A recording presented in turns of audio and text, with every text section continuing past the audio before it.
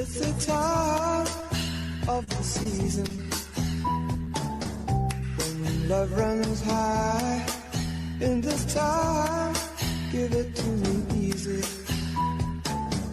and let me try with pleasured hands to take you in this time to promised lands, to show you everyone.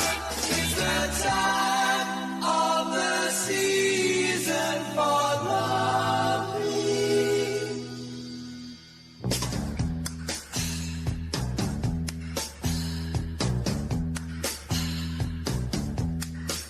What's your name? Who's your daddy? Is he rich like me?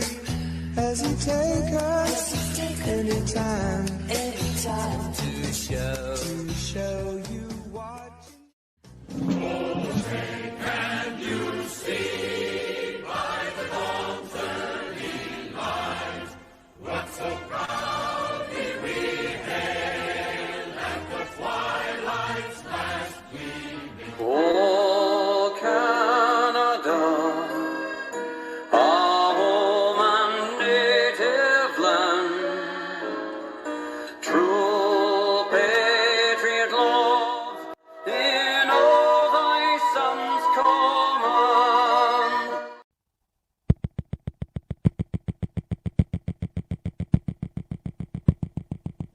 Eight. Ignition sequence has started. 6, 5, 4, 3, 2, 1, 0. We have commit and we have liftoff at 2:13. The Saturn V building up to 7.6 million pounds of thrust, and it is clear that... Walking down the street, I see a fluffy dog. Holy shit, I wanna pet that dog. I'll pet any dog, I don't care what kind. Fat, skinny, stinky, I don't mind.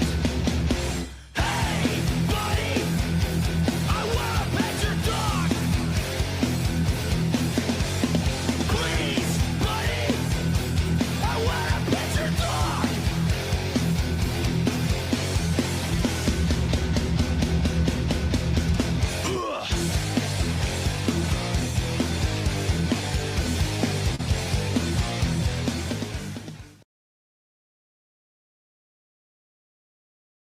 I got a king-size bed. I don't know any kings, but if one came over, I guess he'd be comfortable.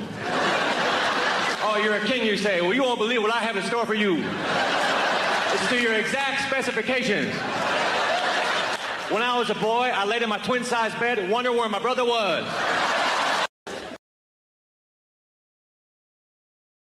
Some Skittles, I get something to drink, because I got the munchies! I've been smoking dope, I got the munchies! After these messages, we'll be right back. Radio Shack, America's technology store. Computer shopping has never been better at Radio Shack. Here's proof. Our new ultra-high-performance 386SX 20 megahertz computer with 85 megabyte hard drive, only $12.99. And it's from Tandy, manufacturer of the best-selling PC compatibles in America. Or get a 286-based Tandy home office computer with color monitor and hard drive, only $899.95. Shop your friendly nearby Radio Shack. Great selection, superior service. Nobody compares. Do you have ice hockey by Activision? Think you're ready for it?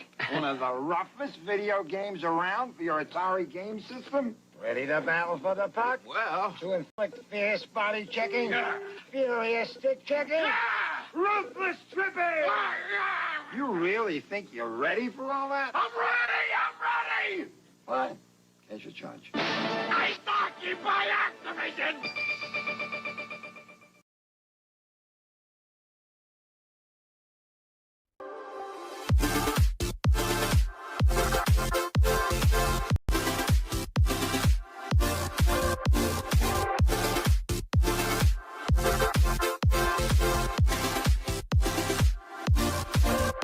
Whoa, the door's really open. And check this out, real leaking rear main seal. You can peel off the rust. Look at the gas-guzzling V8 Magnum under the hood. Swap the 46RE transmission, cruise the yard, and add a front. Time to do some sketchy shit.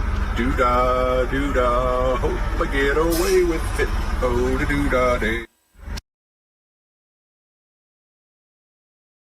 Stop hating Mondays.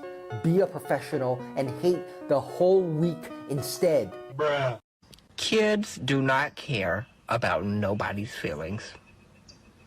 I had a kid just tell me that God could have made 3 more humans with my neck.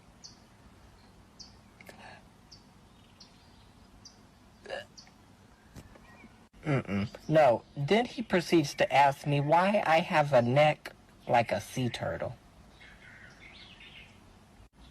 For real though, why is my neck so long? Like, it's like 5 inches long. The boy is not lying. I got neck to give out for centuries. Literally, you can make 3 more humans with my neck. That boy said only animals are supposed to have necks that long.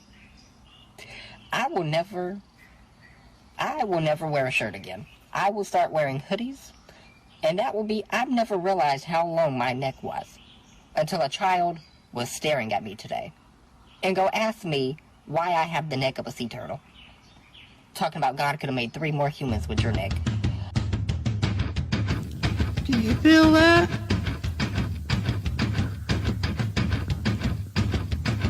Do you feel that?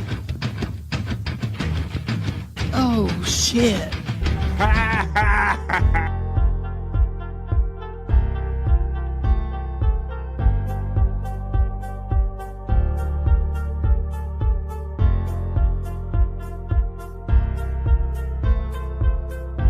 We're doing it!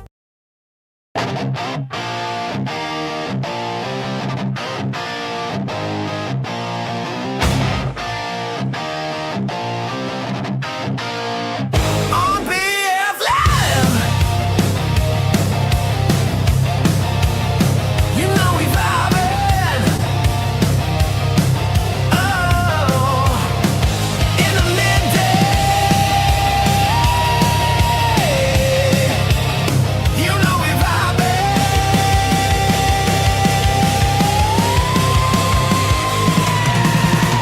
We're the best chat family.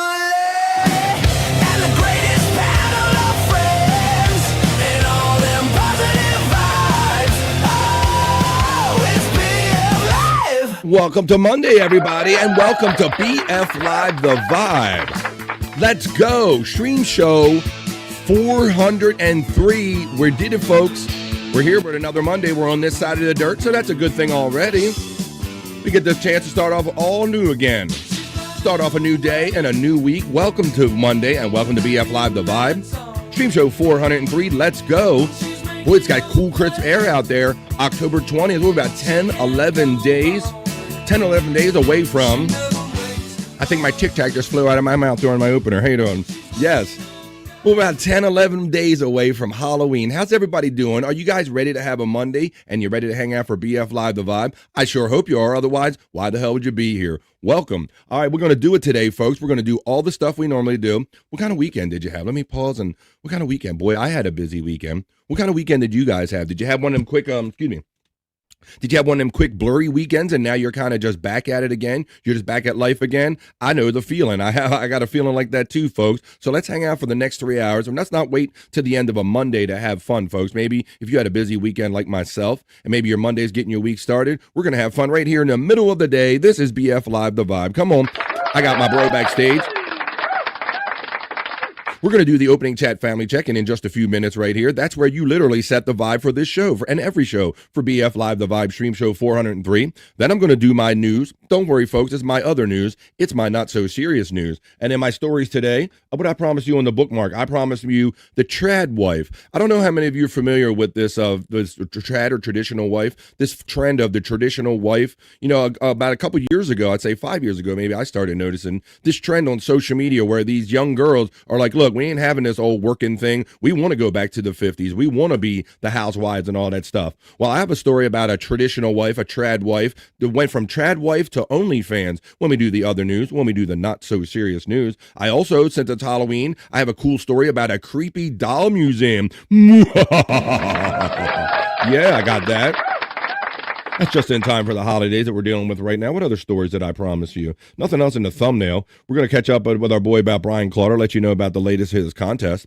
Another holiday-related story that I have for you, we're going to tell you the world record pumpkin. You know, every year for around this time of the year, these farmers try to compete, and they try to see who can grow the biggest pumpkin, the biggest gourd. We'll have that in the not-so-serious news.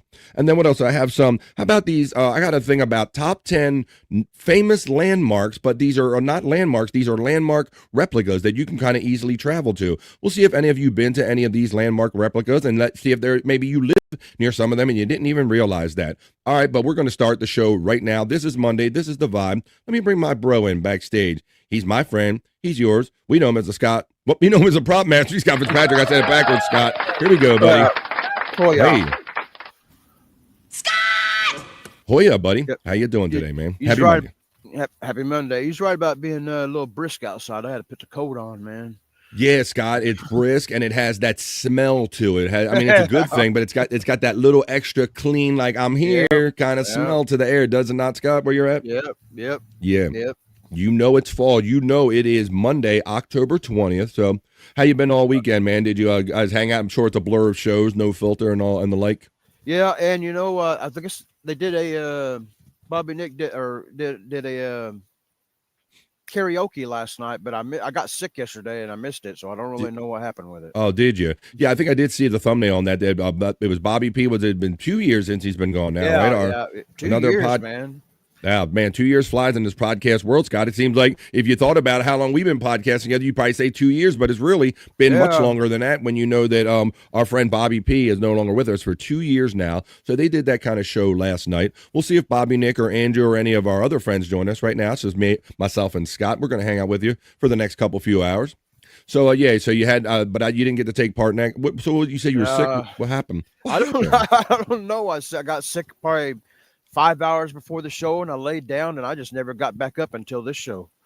Well, I'm thanking you for being here. Did you get the shits and the flux or something like that? I had the RIA. Well, because I mean, we talk about this before. I think we get, even though we say we're not anxious, I think sometimes our bodies are more anxious than we are. Maybe a little more wound up about doing some of this stuff, coming on screen and stuff. Than maybe our bowels will let us know and all that stuff. But let's digress from that part, buddy. Let's do the opening chat family check-in. Let's let the vibe be set by the opening chat family check-in. That's what's different about BF Live The Vibe. Welcome to the midday. Hello to my hard workers and my lurkers and workers, people that are either too busy or too shy to step in on the vibe. I hope you enjoy us just the same, and maybe we make your day a little bit better. We will do Rock You Like a Horoscope. We're probably going to make a quick dip into Scott's hole. We got to go, Scott. We have to go. We have to do Perry talk because Perry is out and about, and we are going to get everybody caught up on. Perry is all over the place. We're going to get you caught up when we go over to Perry talk. So we're going to do all the fun stuff we do here. Rock You Like a Horoscope, Scott's hole, Scott Perry talk, all of it. Not so serious news. What other fun stuff I got written down here? I got some other fun stuff. Scott, I write down things that I like to talk about on the show, and some of them I push along. I kick a can down the road. One of them, I want to, maybe if I bring it up now, we might start getting into it now, but this is one I've been kicking down the road. Stats that we may never know. Like, for example, grains of sand on a beach, right? Okay, yeah. Right? Like stars in the sky, right? Yeah. Stars like that. Stats we may never know. You know, gallons of water in the ocean that we guesstimate and all, but I don't know. I just that was kind of occurring to me when I thought about. I guess I was thinking about grains of sand or something one day. So maybe if you get something going in your brain on that one, maybe we'll get our brains working on that. But let's set the vibe. This is BF Live The Vibe stream show 403. It's Monday. We're having it and we're doing it. And you guys in the chat, welcome to friends, any friends new and old. This is what we do here. We're about fun and positivity. We acknowledge we only get one ride on this planet, so we're going to have fun and make the most of it, damn it. And the way we do it, we're going to let you guys establish the vibe right now. I'm going to do the opening chat family check-in. You guys are going to let me know what you're up to. Did you have a good weekend? Did you have a bad weekend? Are you home? Are you starting off your work week? Are you retired? What are you doing? Are you having lunch? Are you having leftovers?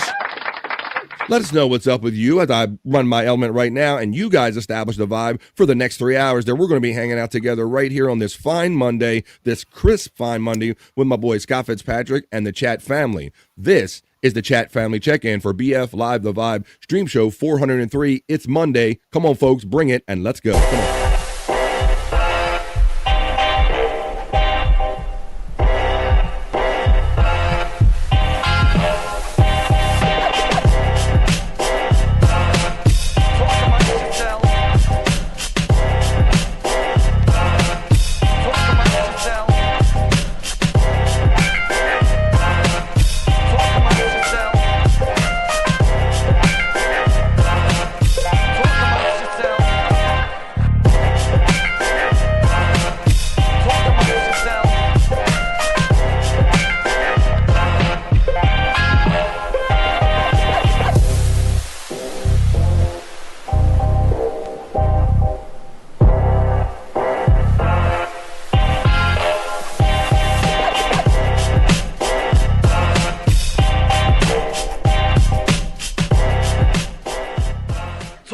amongst yourselves.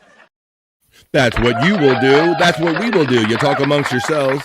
You talk with us, folks. But do you have them posted up? Because it is Monday. I want to know what you're up to. Let's establish the vibe for Monday and for BF Live the Vibe. And let's get this week kicked off on a positive note. Let's go. It is post time for Monday. Post them if you got them, folks, and I will read them in rapid succession. And you are the vibe. We will establish the vibe for the next 3 hours. Here we go. And the show and the week of fun begins right here with the first super chat. Just reminding you that anyone that wants to partake, my PayPal preset options are pinned at the top of every chat. Pecan checks in with the BF Chang emojis, and he's throwing out the smoke. Don't threaten me with a good time. My generous friend Pecan, I didn't catch your morning high today. I was a little busy before the show, but you catch Pecan on the morning high. He says, Goonie Goo Goo, you begonias. He throws out his very own Pecan membership emoji here on the vibe. He says, happy Monday. Unga bunga, what do you gano? He's got it all in there. So let's go, my enthusiastic and very supportive friend, Pecan.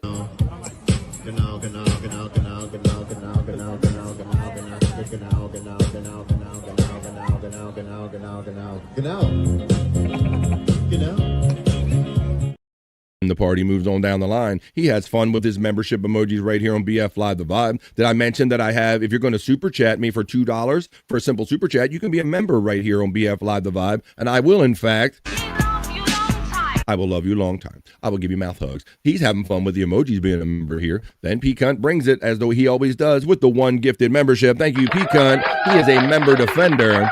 There are literally people every day that get emails or notifications saying, who is this BF Live? And you can blame my friend Pecan, or I thank you. He lets me know that he caught Jess Yellow has been lifted and gifted. She was by the show the other day. The Reverend Wild Bill says, FFB. This could be a lot of things. It's not our regular FTG. Facebook bastards? I don't know.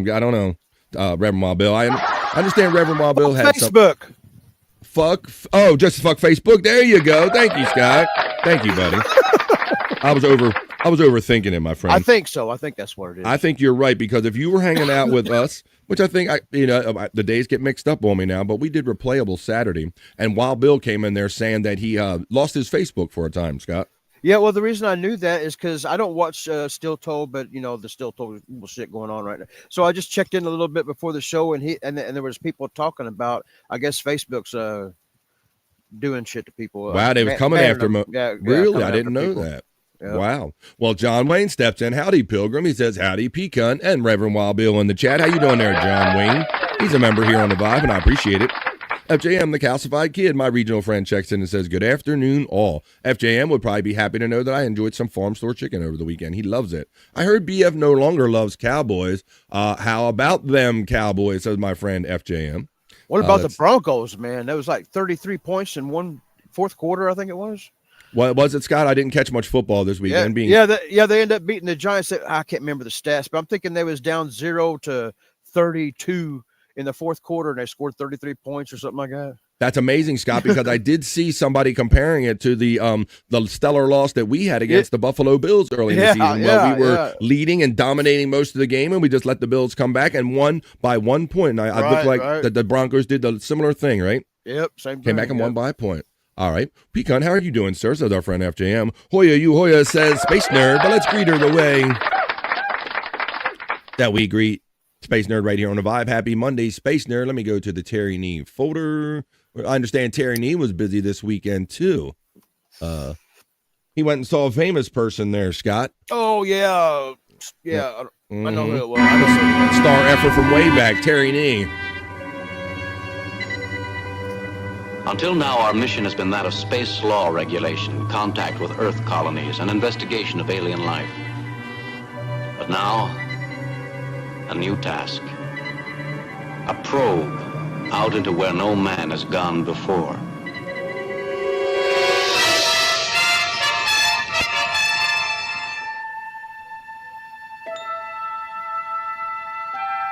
Space. Nerd steps into the Vibe. BF Live the Vibe. Happy Monday, Space Nerd, bringing your energy to the vibe. Let's fucking rock, says the friend FJM, checking in. Then Space Nerd says, this Vietnam-era music is one of my favorites. Yeah, I was raised with older brothers and older sisters, and I definitely have an appreciation for that stuff. I believe she's talking about the time of the season song that I kind of roll at the beginning of every BF Live The Vibe. I love that little Oscar Electric produced little planet thing right there. Oh yeah, FJM from my friend Space Nerd. Afternoon all from John Wayne. FJM shouts out nerd. Pecan gets the Pecan shout out and the emoji from Space Nerd. Mitch Hedberg was part of the opening liftoff reel. I'm glad you enjoyed that. Brian Clauder. Now, I took this out since I was also reminded by Space Nerd that the voting is kind of ceased. I think the best we did for him, Scott, was like we got him to 7th place. 7th place overall. So we're going to have to see if we catch somebody that maybe bought some votes or something. So hang in there. Keep the faith, Brian Clauder. But we did what we could for our friend. Space Nerd says, no more voting. I took it out. We'll see if it ceases to run. She says, good morning to me. Right back to you. There he is. He's been gone for a minute. It's Josh in. Josh in. Tennessee. There he is. Tennessee. Tennessee. Tennessee. I know, Josh, that you're always out there working on sites. Josh operates some heavy equipment. Sometimes his the crucial nature of his work forbids him, or doesn't allow him to listen to anything. He says Hoya to everyone. I know it's been a minute, but I was on a terrible job with 0 cell service. So glad to be back in civilization. Hope everyone is great and hasn't forgotten about me. Hell no. We got simple minds. We'll never forget about you, Josh and What, Josh and what? I got you, buddy. I still got you. Tennessee. Tennessee. Tennessee. Tennessee. And we think about you. We bring you up often when we do the Rock You Like a Horoscope segment, which we'll be doing later. FYI, Facebook sucks, says Wild Bill. 3 disabled in less than 48 hours. Shyt. So, yeah, he was chasing it. He was like chasing the dragon, the Facebook dragon. Last night, Scott. I'm getting Wild Bill requests. I'm getting ones in his government name. I'm getting ones under Wild Bill again and shit. I'm like, he was chasing, chasing that Facebook dragon. He had to get his fix back on him. Hoya, Josh, says our friend Space Nerd. Our friend John Wayne says, howdy to Josh. Hoya to John Wayne from our friend, the Space Nerd. FJM says, neck boy be gay as fook. What will make you say something like that? I believe that's another thing that Terry Neem sent my way. Thank you, Terry Neem. Reverend Wild Bill says, if it wasn't for the Facebook contacts, I wouldn't even care. 1,500 friends and many groups are gone. That is the rough part when you don't have any kind of backups on any of that shit. Hoya Nerd, says our friend John Wayne. Reverend Wild Bill gets you getting the smoke and the puff from FJM. Peace and love. Sorry for venting, says Wild Bill. That's okay. You're not the first person. We work with Andrew, right? Scott, he's aware of that, correct? God, yeah. Like Reverend Wild Bill, he's like a piker compared to as far as Andrew complaining. He ain't doing shit. You're all good, Wild Bill. That's weird, Reverend Wild Bill, says Space Nerd. Well, I didn't know that you knew about this, Scott, and I didn't know that it went beyond Wild Bill, but you say that you heard many people speaking of having pages removed, huh? Yeah, it's only because I was listening to the Still Tour this morning, and I guess he got banned for saying turd cutter and oh Jesus. Yeah. And then that brought on a discussion. I guess that quite a few people is having trouble with that right now. They all got where's all these there's these puritanical words that you can't say, like in turd cutter. I mean, that's not anything. Right. I mean, I don't know. Where are all these puritanical people? FJM, the calcified kid. Hi from the Reverend Wild Bill. Good afternoon, Duke from FJM. John Wayne says howdy to FJM. Space Nerd says the car, she likes the nightlife, baby. Let's go. Every window and door is open and has been for a couple days. I did that yesterday here because I operate out of my basement studio space here, little area I like to call it, Scott, and I let the air open the front window and open the back window and kind of blow the stink out the place and the weed smell. Just saying, Just saying. Like, damn, this house smells like weed. What the fuck? Okay, let's see. They said it was because of a post or something, says the Reverend Wild Bill. Yeah. Well, yeah, that's what they do. They adjust the algorithm, and all of a sudden, things that existed maybe for years fall under some new criteria, and they go, bye-bye. We don't like that no more, even though it's from 5 or 10 years ago. Both invigorating and relaxing, says the Space Nerd. We were talking about something earlier. Fuck that, says the nerd. Tiffany Washington checks in and says Bart is home. Great news. He's sleeping in. He was released from the hospital Friday, and we are fine. It's the Tiffany Washington. and the Just Bart Report. Thanks for letting us know that, Tiff, and thank you for always hanging out in the shows. Space Nerd says, where is Attack on Timmy? He is the only one I will be a trad wife for, LOL. Yeah, he's always talking about in Replayable, Scott, about women going in the kitchen and making them a sandwich and shit in the chat. Right. He's always talking about some shit like that. So Space Nerd says, all right, well, if it's for Attack on Timmy, she'll do the whole trad wife thing. Have you know, I mean, you might not be on social media like me, but I think I noticed that like 5 years ago, Scott, that these women, some of these women start revolting and they're like, hey, what's so wrong with like being home and making babies and making dinner and shit? Yeah. And they like dove into it, and it was like a whole thing called traditional wife or a trad wife. Crazy shit. Crazy shit. I have a story. You're not going to believe this story. This woman went from trad wife, her living her life, to OnlyFans. And you're going to see how and why. Woman, I do the not so serious news after we're done the opening chat family check-in. Reverend Wild Bill says, not in Facebook jail or prison. They sent me to another dimension. Yeah, they did. They like kicked your ass out. They were like gone. Ain't no scraps of you, dust or nothing. Tiff Wash, hi, H-I-G-H from the Reverend Wild Bill. Hey, Reverend Wild Bill, right back. I still have not smoked yet today. I did a little pre-show puff to take the edge off of things. Puff Pass says, Wild Bill, thank you, Bill, man. Bill is my smokers, Bill and Tiffany Washington. They make sure that I get my smoke in when we do replayables on Thursdays and Saturday nights, and we did the damn thing. Just that, so thank you, Bill. Green Apple Trot says, well, Bill, yo, Green Apple Trots. Funny, and Scott don't even eat green apples or anything, but somehow it just gets you.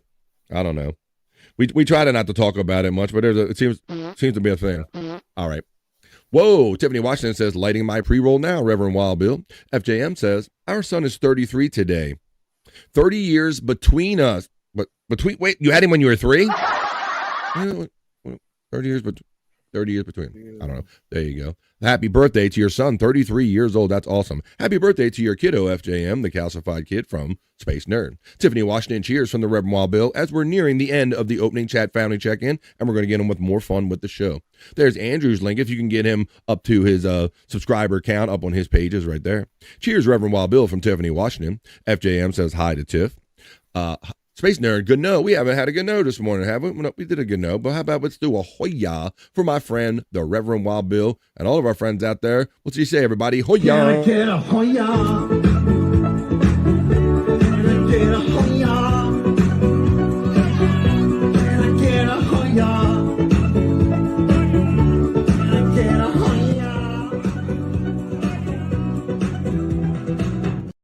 Nerd call goes out from the Reverend Wild Bill. Hi, FJM from Tiffany Washington. There is a link box for Bobby Nick. He's not with us yet, but you can click on and find all his information right there. Hi, Nerd from Tiffany Washington. Hit the likes and smash that share button. Says,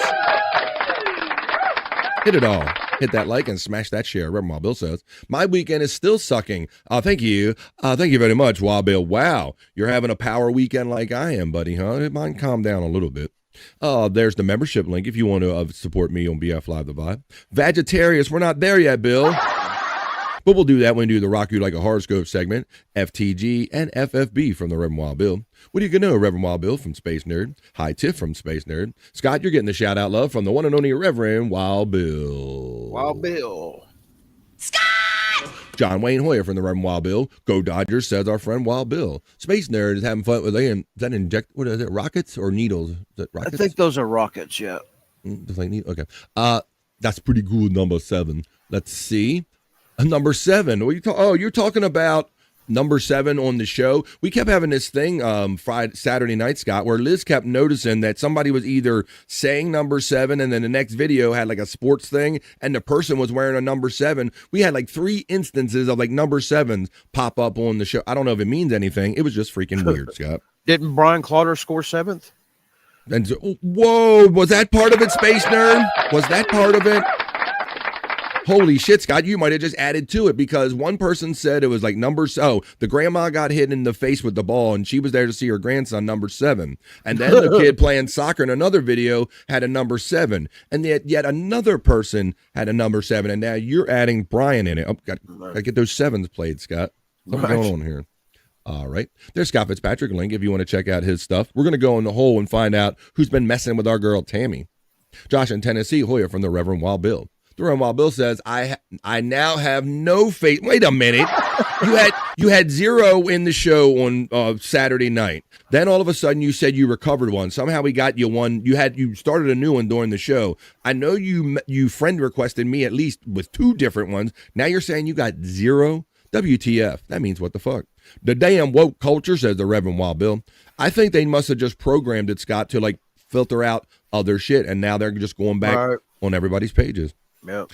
I was told it's the Meta AI that did it. I have no doubt about that, Wild Bill, because from the clues that we're getting from Scott and other people, if it's happening, they obviously put some new criteria into their AI or their algorithm that is going after people for something it wasn't before. Meta AI is woke, says our friend Wild Bill. Widow Killer checks in, bro. We're going to do some Perry talk. We got to see this fool. Man, I wish I could sit around and just like, how do you just sit around and get money for nothing and then you got money to go where Perry Caravello went? He says, BF, on tonight's PCL, everyone is going to be congratulating Perry on marrying a man on paper in Vegas. Yes, that's why he went, Scott. And he's going to deny it the whole time that's not why I went. I did not go to, you probably went to an Elvis chapel too. They probably went to one of those shitty Elvis chapels, Widow Killer. I can't wait to get over to Perry Talk because this boy has been out and about. I wonder where a guy like him might get the money to be able to go and do the stuff that he did. He has trained me well to make sandwiches to tackle Timmy. Yeah, like I said, when we have fun over in Replayables, Timmy is always like having fun throwing around that sexist banter, and I think he feels it a little bit, and Space Nerd has picked up on it. They have fun. Now, Wild Bill has not been kicked off of Rumble. He says, thank you for giving Rumble some love over there. Were you being an asshole? Let's see. Zuckerberg sucks. What we got here? I just found out that I can't share the show to Facebook. I have no Facebook. LOL. Starting to sound like Andrew. little bit, Scott. I told you. Justice says he's 14, but you're number 1. Happy Monday, my friend. Just a guess. She says Hoya. I'm going to acknowledge anybody we haven't said hello to. Let you guys talk amongst yourselves. 7 is considered a lucky number in the Harry Potter universe. Well, man, the luck was flowing on Saturday night, Widow Killer. The 7th, and Scott just pointed out yet another one. They disabled it for sharing BF Live the vibe. What? And then he's laughing. That better not be true. Or that's a whole different level of the blocky Fran that you love so much there, Reverend Wild Bill, which is also not true. Not true at all. Bobby Fran is the most talented blocker I've ever met. That is not true. Welcome to BF Live. I love blocking people from chat. I am Blocky Fran. Not true. I repeat. Yeah. In numerology, 7 is a power number and also stands for luck, Reverend Wild Bill says. Well, the luck was flowing. Thank you, Tiffany Washington, for sharing my show. Scuff with Shane checks in and says, what's going on, boys? It's getting good now that you're here, buddy. All right, and with that, Scuff with Shane is the last to check in. What do you say we get on with more fun with the show, like the news and such? That wasn't nothing but the opening chat family check-in. The vibe has been set.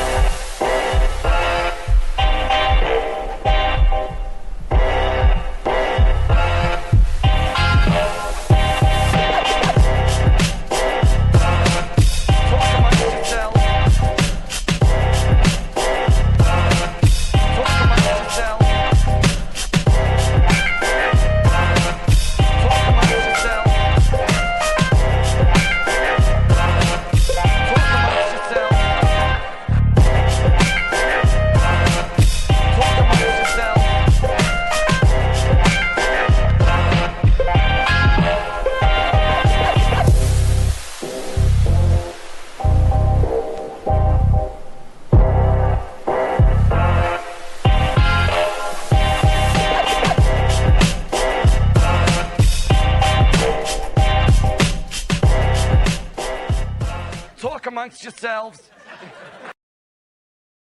That's what we did, and that's what we'll continue to do. That was the opening chat family check-in. It was great to see what everybody was up to, and you guys have established the vibe for the next 3 hours. We're going to be hanging out. You know, we say we're getting into those cool, crisp days of the fall and everything. People may be going to carnivals and fairs and maybe getting on rides with the kiddies like that. Let's look into that a little bit here. Let's see. Let's get on the ride with the kiddies. Come on.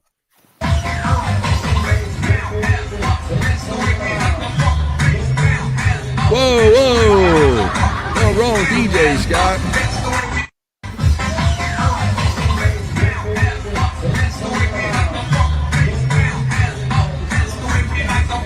They're playing down, face down, ass up on the cars. The lightning. You can't do that. You can't play face down, ass up on the ride, Scott. All right. I'm always thinking I'm hearing little lighters clicking in the background when you're on screen, Scott. Come on, I'm like, are you doing this? Look at this one, bro. It's electric.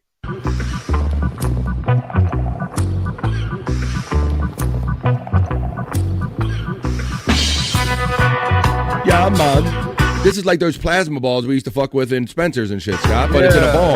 Look at that. Yeah.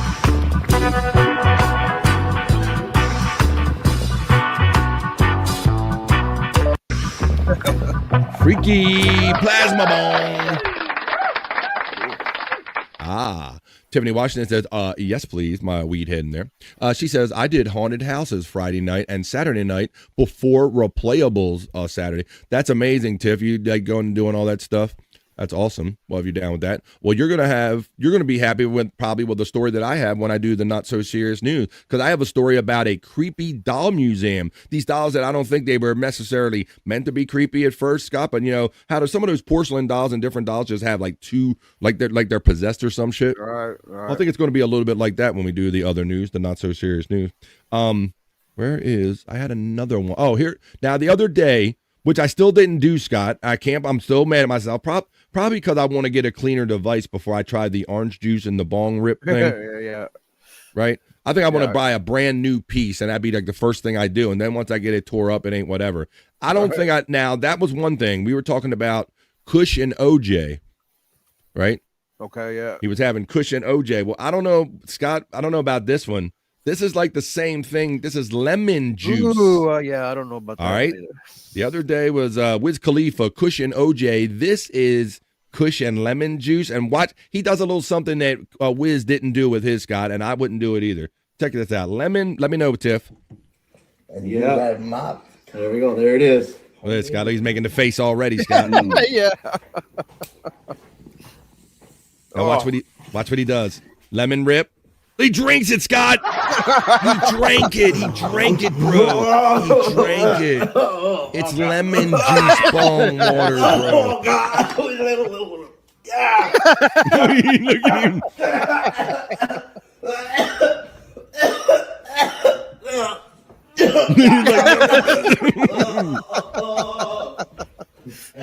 Holy moly. No, Scott. No. Hell no. To the no. I could feel that in the back of my tongue, man. Yeah, I know.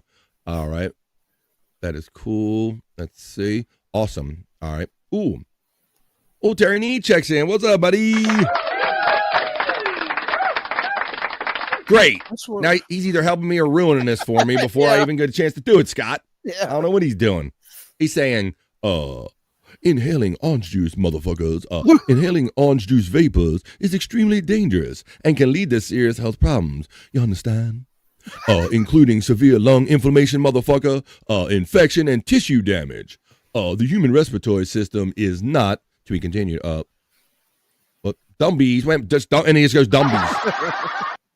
All right, well, there you go. I just gave away a volcano, says our friend. Look, Space Nerd's puking on that one. Ew.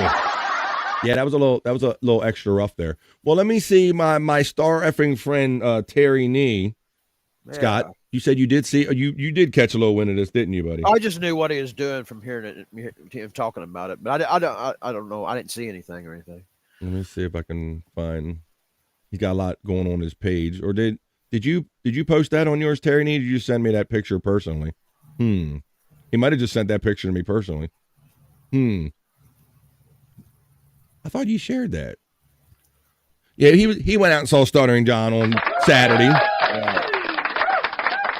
He's out there star effing with Stuttering John. I was trying to find a picture on his feed. He sent it to me personally. Let me see. I was going to show you him. Star F. I'm like, you star effer. He said, you can show it. You talking about my penis or the picture? All right, let me do this real quick. Hi, folks. I should have done this earlier. I thought it was going to be on your Twitter. Hi, folks. Your view is important to me here on BF Live the Vibe. Terry Nee sent me a personal picture of him star effing someone over the weekend. I'm gonna send it to my computer from my phone via something called QuickShare I like to use to my PC, and I'll share it with you in a second. This star effer. Did you sit at Alva's table? At whose table? Alva's or Abba or I think she was there. Mama's table. I think she was there. Abba. Was she? Oh, well, let's see what Terry Nee knows. Well, look at this, guys. I seen John talk about the night before. I guess they had problems the night before Terry Nee went. People videoing. And really? Yeah, that's the only reason. Yes. Look at this guy. Look at that star effing. Look at this shit. Look at this. Look at this star effer. Now, what was he saying? So I got it. Today, Boomer, I got it, you knucklehead. Let me see. Will tomorrow's episode be 404 or 405? Oh, shit. Uh-oh. I haven't thought about that, Widow Killer. I'm going to have to come up with a clever way, Scott. You know what he's talking about? No, I don't know what that means. In nerd like web terms, 404 means a site not found. So it's almost like the number 13, like you don't use it on a elevator or something. So 404 is like show or site not found. So you don't want to necessarily have that with you. But yeah, look at this star effort. And like always hugging a Mick Ultra, Scott. Yeah. So how tall is Terry Nee? How tall is Stuttering John there? Well, yeah, like me and you, Terry, we famously met up in public. You're pretty close. Terry Nee might have an inch or two on me, I think, unless you found it differently, Terry Nee. We're similar, but so yeah. So he's got to he's got to be like 5'2". You can show it. John was okay, says Terry Nee. And like I said, I'm not really on the whole John bashing thing, as you guys well know. I could take it or leave it, right? Yeah. But I saw Doom over the weekend. Scott was sharing somebody videotaped his stand up, like not 10 minutes of it, and it was all about my wife had kids material. My wife had kids, and it's all they're having raising kids and all that stuff, and yeah, that's everything you had to go about raising kids, and it just seemed dated. John was okay, says Terry Nee. Warson, either big guy. Today, Boomer, hey, I told you I got it, you son of a bitch. Wouldn't notice either one, your penis of a picture. No, that was Friday, different club. Well, I'm having a hard time keeping up with you, buddy. Yeah, I'm having a hard time keeping up with this guy. Really, Terry? Show number 420. Terry, you're not 5'6", you knucklehead. You are not. I'm not 5'6", and we're similar height, you knucklehead. You're not 5'6". Yeah, he's 5. Right, if he's 5'6", that would make John like 5 foot or 5'3", 5'2". Let me see. John's face is melting like the guy in Indiana Jones. Yeah, those bad special effects Widow Killer from back in the day. Right. Oh, 6'3". There you go. So, yeah, you are kind of more my brother's height. Yeah. I know he had a couple of inches on me, so there you go.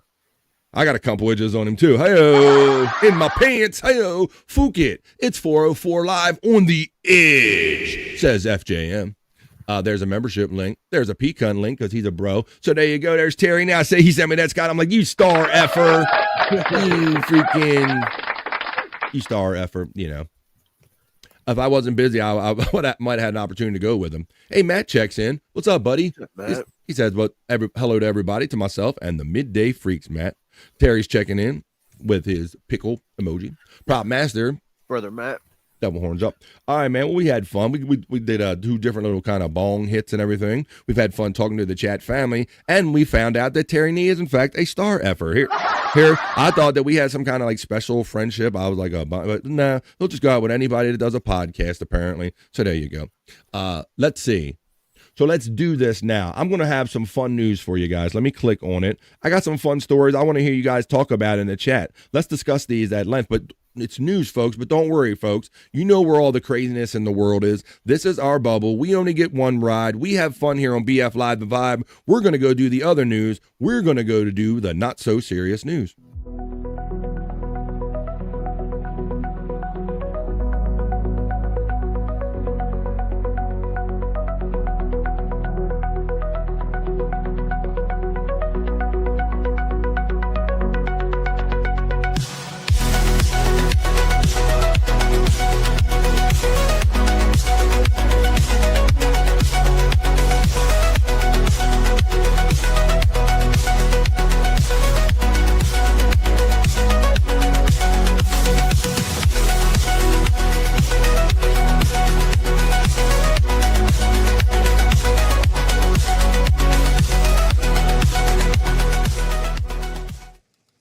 It's Bobby Fran, your dancing newsman.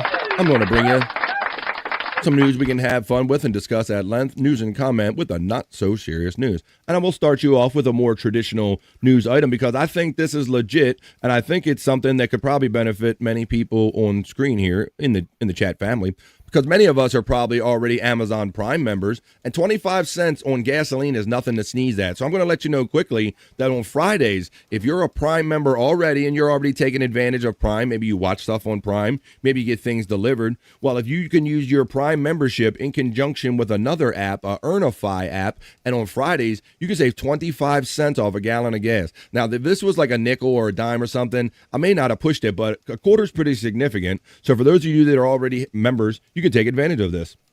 With the holidays quickly approaching, you might be planning several road trips for family, and Amazon is making those necessary gas station stops easier on your wallet.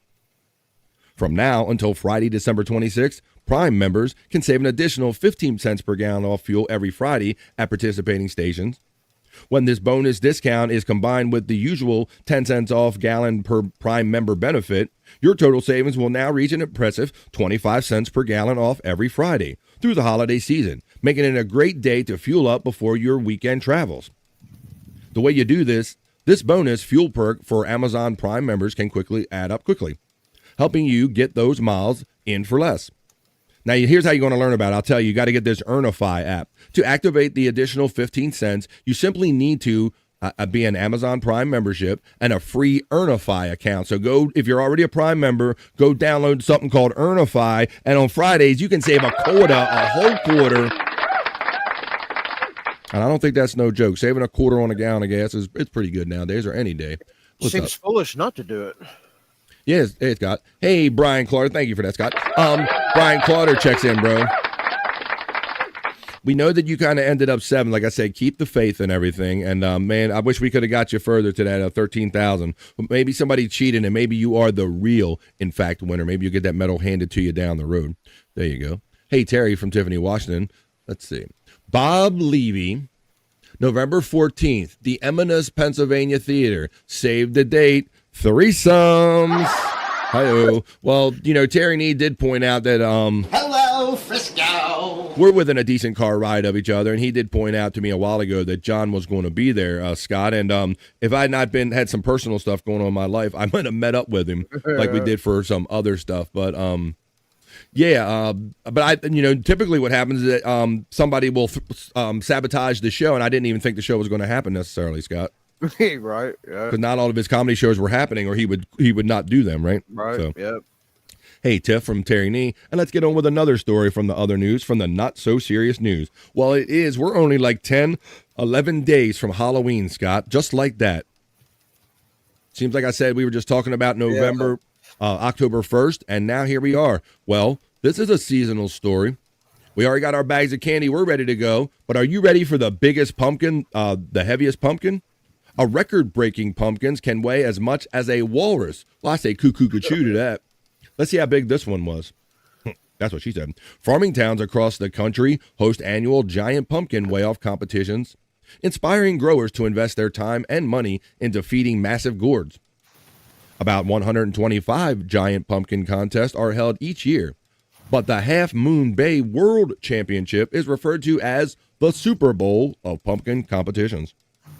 Brandon Dawson, an engineer and grower from Santa Rosa, California, who was the runner-up last year, won the Half Moon Bay World Championship on October 13th with a pumpkin that weighed 2,346 pounds. Dawson won $21,114 for his victory this year, or $9 a pound for his pumpkin. If he had broken the world record, he would have received an additional $30,000 bonus. And it tells you last year, they tell you all the different records, but I'm going to actually show you right here. Look at this, 2,346 pound pumpkin, Scott. You win 21 grand. 21 grand. I wonder if $9 a pound is worth all the, if it's equal, or it's worth all the work that he probably put into growing the son of a bitch, right? Yeah, moving it's got to be a nightmare. Yeah, well, I think a lot of them, I see them on like actual like pallets, Scott. They have to move them with forklifts, I believe. It's pretty much the only way they can move these is on pallets. How much do giant pumpkins weigh? A pumpkin is considered a giant if it weighs over 150 pounds. Some giant pumpkins can grow up to 50 pounds a day if conditions are favorable, Scott. God 50 damn. a day, son. That's You got to could be actually watch it grow. That's got to be water and everything. Once these pumpkins are cut from their vines, they can lose 6 to 8 pounds per day. Giant pumpkins can grow over 2,000 pounds, according to an online Alaska wild fact sheet. 2023 winning pumpkin was the equivalent to an adult walrus, Scott. And look at the comparison right there. A pumpkin in California at the Half Moon World Championship in 2023 weighed 2,749 pounds, and an adult male walrus can weigh the same thing, 2,700 pounds. So this is kind of what we're dealing with. So there you go. They're out of their gourd, Scott. And we're on to our next story on the not so serious news. Yeah, I don't know. I don't know if I'd have the patience. I've grown like cucumbers and stuff like that, but Perry's got to be part pumpkin. That's the only way he could gain weight that fast between streams. Yeah, who's he going to accuse? The fitness influencer that is Perry Caravello. Who's he going to blame for us shoving food down his face? It weighs more than a Mazda Miata. Electric Gino checks in on the vibe. All right, now we're gonna do the next story in the Vibe Other News, the not so serious news. This is one that I promised on the thumbnail, I believe, Scott. This is those creepy dolls. Creepy dolls. Now, I think we've seen they used to offer these weird creepy dolls on QVC, and people were like, "Wow, they really sell those?" This is creepy dolls. They take over a Minnesota museum in time for Halloween. So I wondered how Tiffany Washington and everybody would feel about these. There's the eyes in them. Check them out, Scott. Just right there. That right. That possessed look. And I don't think a lot of these were even made to look creepy. They were just made by just doll makers, and I think they just end up being creepy. But a Minnesota museum opened a seasonally appropriate exhibit dedicated to the stuff of Halloween nightmares called Creepy Dolls. The History Center of Olmsted County's new exhibit, Creepy Dolls, Loose in the Vaults, features unsettling dolls paired with various objects from the Rochester Museum's archives, Scott. So it looks like they're scattering these things about with the stuff like that. It looks like they're all around in the vault or something. Right. The idea is that the dolls are let loose in these vaults. They curate the show and pick their objects that they relate to the most, says Chris DeLise, the museum's exhibit and event coordinator. He told WCCO TV. DeLise said the exhibit combines history with entertainment. He goes on to say, what I'm really interested in is what people resonate with and why they connect with these objects. What takes them back in their mind to their memories of their childhood, he said. He said that all of the dolls were donated by members of the community, who were also asked to include information about the history of each toy. The doll has come from the Olmsted County, DeLise said. We really want everything to be tied to Olmsted County. Visitors are being asked to vote for their favorite of the petrifying playthings, and the winner will be announced near the end of the exhibit, Scott. Now, I'll show you the local 2-minute, I think it's a 2-minute news report, and let's see some of these things in action. This is the Creepy Doll Museum in Rochester. Creepy dolls on the Not So Serious News. Just in time for Halloween, a museum in Rochester is featuring an exhibit that is equal parts history and haunted house. Photojournalists Ray Campos and Muriel Mose take us to the History Center of Olmsted County to see how the staff has handed over the reins and artifacts to a group of unlikely curators. It all started with a doll, the kind that watches you That one's creepy. from across the room, or the ones you find in They're your creepy. grandparents' attic and immediately wish you didn't. But for Chris Delisle, So here's some of the dolls we have. these lost and forgotten dolls connect us to history. And I'm really interested in what people resonate with and why they connect with these objects and what takes them back in their minds to the memories of their childhood. Here at the History Center of Olmsted County, the staff didn't run away. there's one. They gave the dolls keys to the vault. The idea Hell no to the no. was that the dolls become the curators for this show. And they pick the objects that they relate to the most. Turns out these tiny terror guides have an eye for local history. And here in Rochester, that history runs deep with medical equipment and agriculture. They're the curators. They're doing the work. For their 7th year, these pint-sized poltergeists were set loose among a collection of artifacts. This one's cool. It was made in the 1860s, and it was actually made in Salem, Massachusetts, which is You know, perfect. Their mission? Yeah, Unearth the 1860s, strange yeah, and celebrate like the voodoo dolls, forgotten Scott. and terrify the living. There have been rumors of the grounds being haunted. Once those kids hear something like that, their mind just goes crazy and they can't stop talking about that. Delisle hasn't seen anything out of the ordinary yet, But I do want to believe. turning fear into fascination. Some of these artifacts in here are so amazing, and the stories they tell. One unsettling stare at a time. In Rochester with photojournalist Ray Campos. Marielle Mose, WCCO News. There you go. So that's it. Creepy doll, Scott. I just want some candy. I don't need anything like that. I want some candy. That's all I want. All right. Now we're going to get in our next story in the BF Live The Vibe other news or not so serious news. We kind of started off the show just kind of talking out about what it was. We're going to do that traditional wife story. And Space Nerd was in the chat talking about how she would gladly make a sandwich, maybe just for attack on Timmy, our chat family friend. But this, like I said, a couple years ago, I was really, I guess, I don't know why I was surprised, because it seems like we always go through cycles where everything that's old is new again. But I was a little kind of taken back, Scott, that these like young girls wanted to go back to like the 50s kind of thing. Right. Yeah. You know, I can understand saying, okay, well, I don't really want to go get a job. I want to be a stay-at-home mom, and I want to, take care of the family and the baby. But to go full press the way they do and go with the whole 50s themes and the hairdos and all that stuff, that's a little bit much for me. I don't mind a woman that maybe makes a different decision, but this woman talked about going from a trad wife, a traditional wife. Somehow she ended up on OnlyFans, and I'll tell you now on this next story. Her dream of becoming a trad wife fell apart. Now she's an OnlyFans millionaire. Of course, Scott. Yeah. Like what? They're all these women just getting rich. Let's see. I know, Terry. I thought about Rochester too. We were up there for the shows and all that stuff. So you good old Rochester. Whoa! I made a Bobby Fran doll. You son of a. Then it's probably got all kind of holes in it where it shouldn't be and all that stuff. I don't want to know. Let's see. But this is about how she wanted to be a traditional wife, but it all kind of fell apart on her, and she turned to OnlyFans. At 36, Elena St. James says she thought all of her dreams were about to come true. The husband, the children, the white picket fence she longed for since childhood. They were within reach, or so she thought. After 4 years, she says the man she once considered her happily ever after dumped her via email, Scott. Damn, bro. So, like Attack on Timmy, we joke about it. A lot of guys would like a wife to dote over them, right, and make them sandwiches, and You've got mail, right? So I wonder I would like to interview the guy almost and like, why did you leave this? Like, was it the 50s thing? Was it like overkill or whatever? And why did you do it by email? And then her views changed drastically from this whole traditional wife situation. Now St. James lives a life far from what she dreamed about. At 58, she's an adult content creator on OnlyFans. Yeah. A subscription-based website where she says she's made over $1.5 million since joining in April of 2021. Before then, St. James says she aspired for the lifestyle touted by today's self-proclaimed trad wives, short for traditional wife. She pictured herself a homemaker, subservient to her husband. See, like that. If the trend had been around back then, she thinks perhaps she would have even been a trad wife influencer.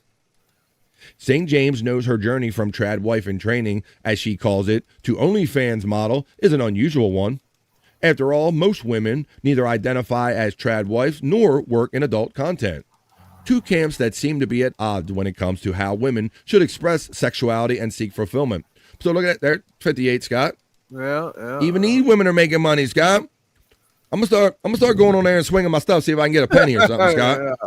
Brother can't get nothing. All these women can get something. Brother can't get nothing. I figured she had them. She's like, I got these big old titties here, Scott. I'm gonna turn this around a little bit. Still, St. James believes people can learn from her story. The way she sees it, her life offers both a warning to those who think they have it all figured out and hope to those who think it's too late to make a change. It also highlights the pressures women face amid a surge of conflicting labels and worldviews.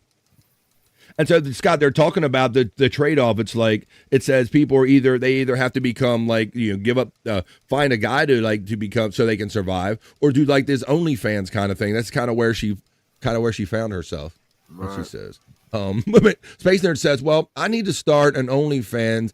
I can bet I can make some of my boobies. See, exactly. Say, and she probably could, Scott. Yep. No doubt about it. No doubt about it. Space Workum says, Terry Nee. Next to the poll on OnlyFans, the OnlyFans poll, it's Space Nerd coming to the stage. To the virtual stage, Space Nerd. Get that money. Get that money. Let's see. That's funny.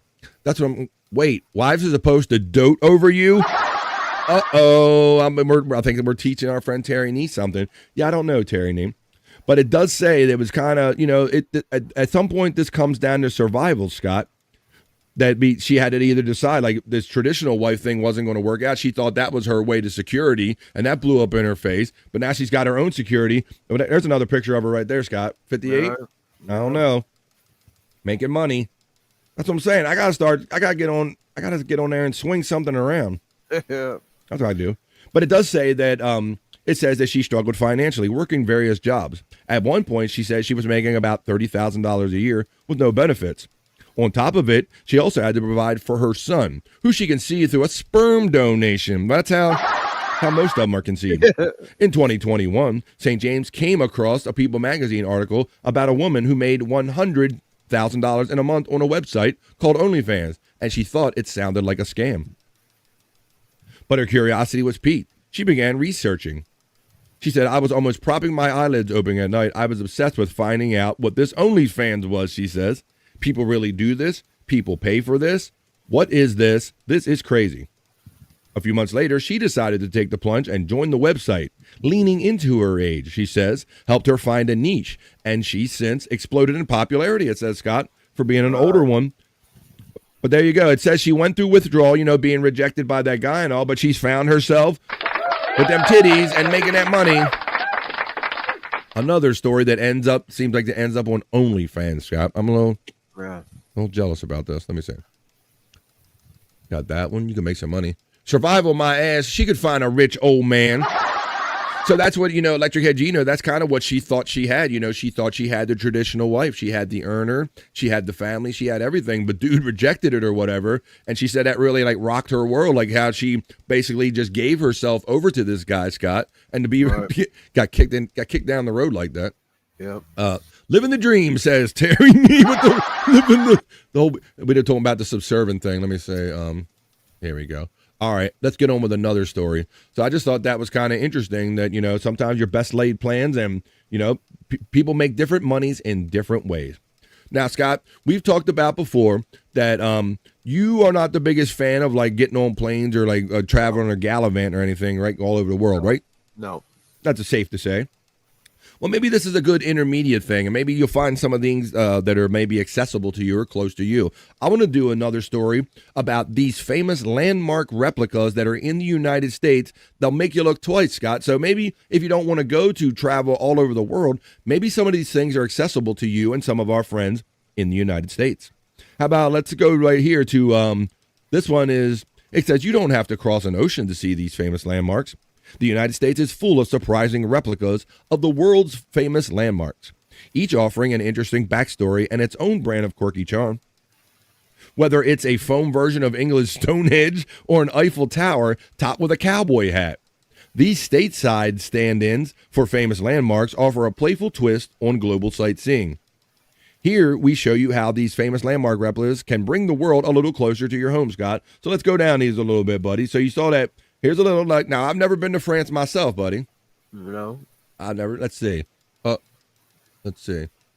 But this is the Eiffel Tower in Paris, Tennessee.